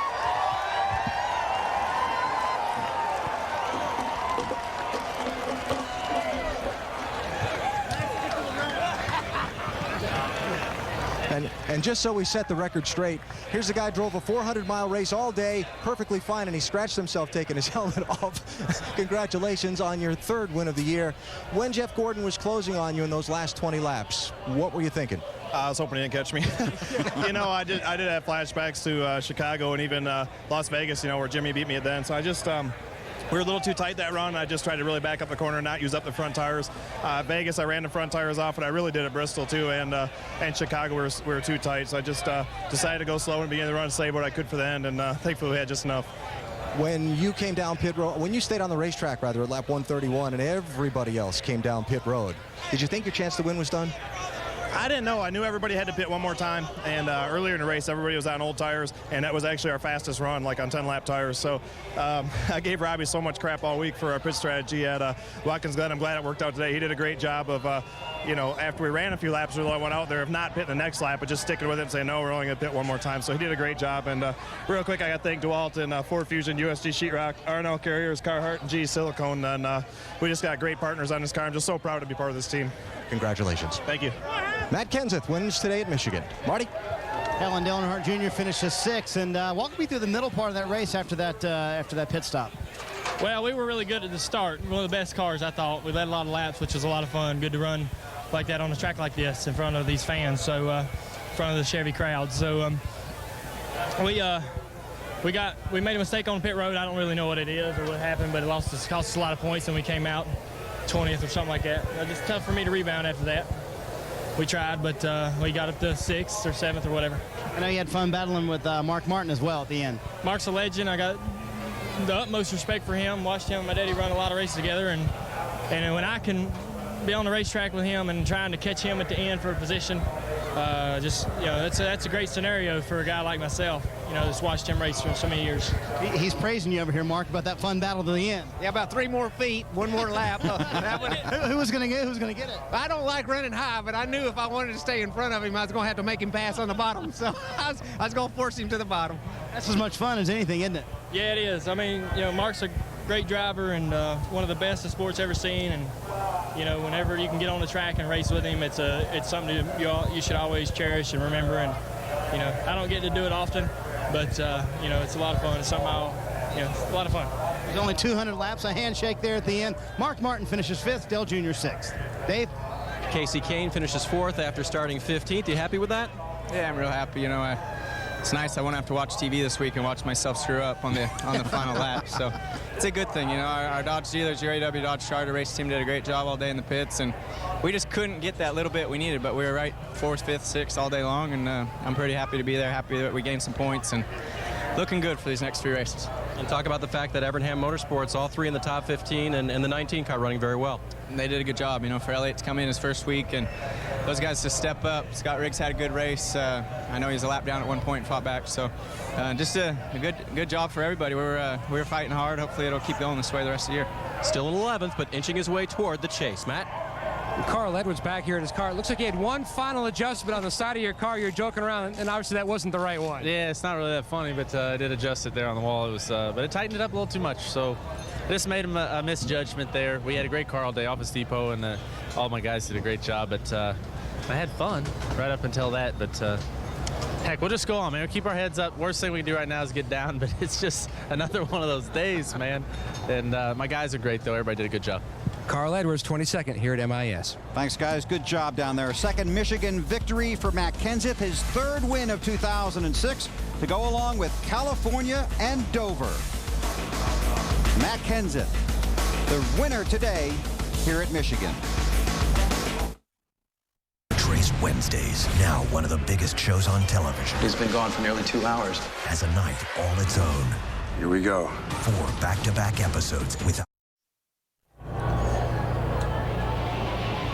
Here are the championship standings with 3 races before the cutoff. Jimmy Johnson did not lock himself in today. He'll probably do that next weekend, depending what happens at Bristol. Matt Kenseth, 58 back. The big number here, 4th place.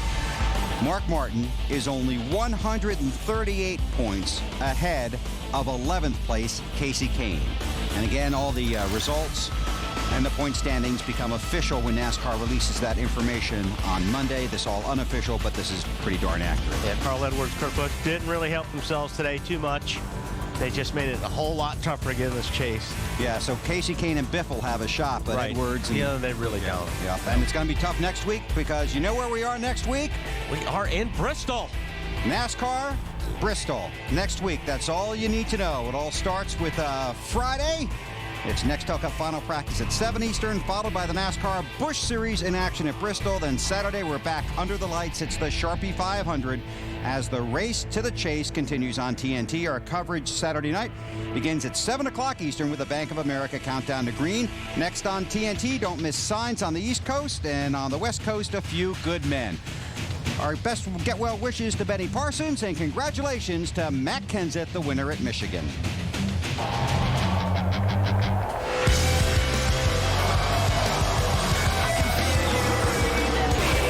Matt Kenseth wins at Michigan. This is a strong performance for Matt Kenseth and that Robbie Reiser-led team.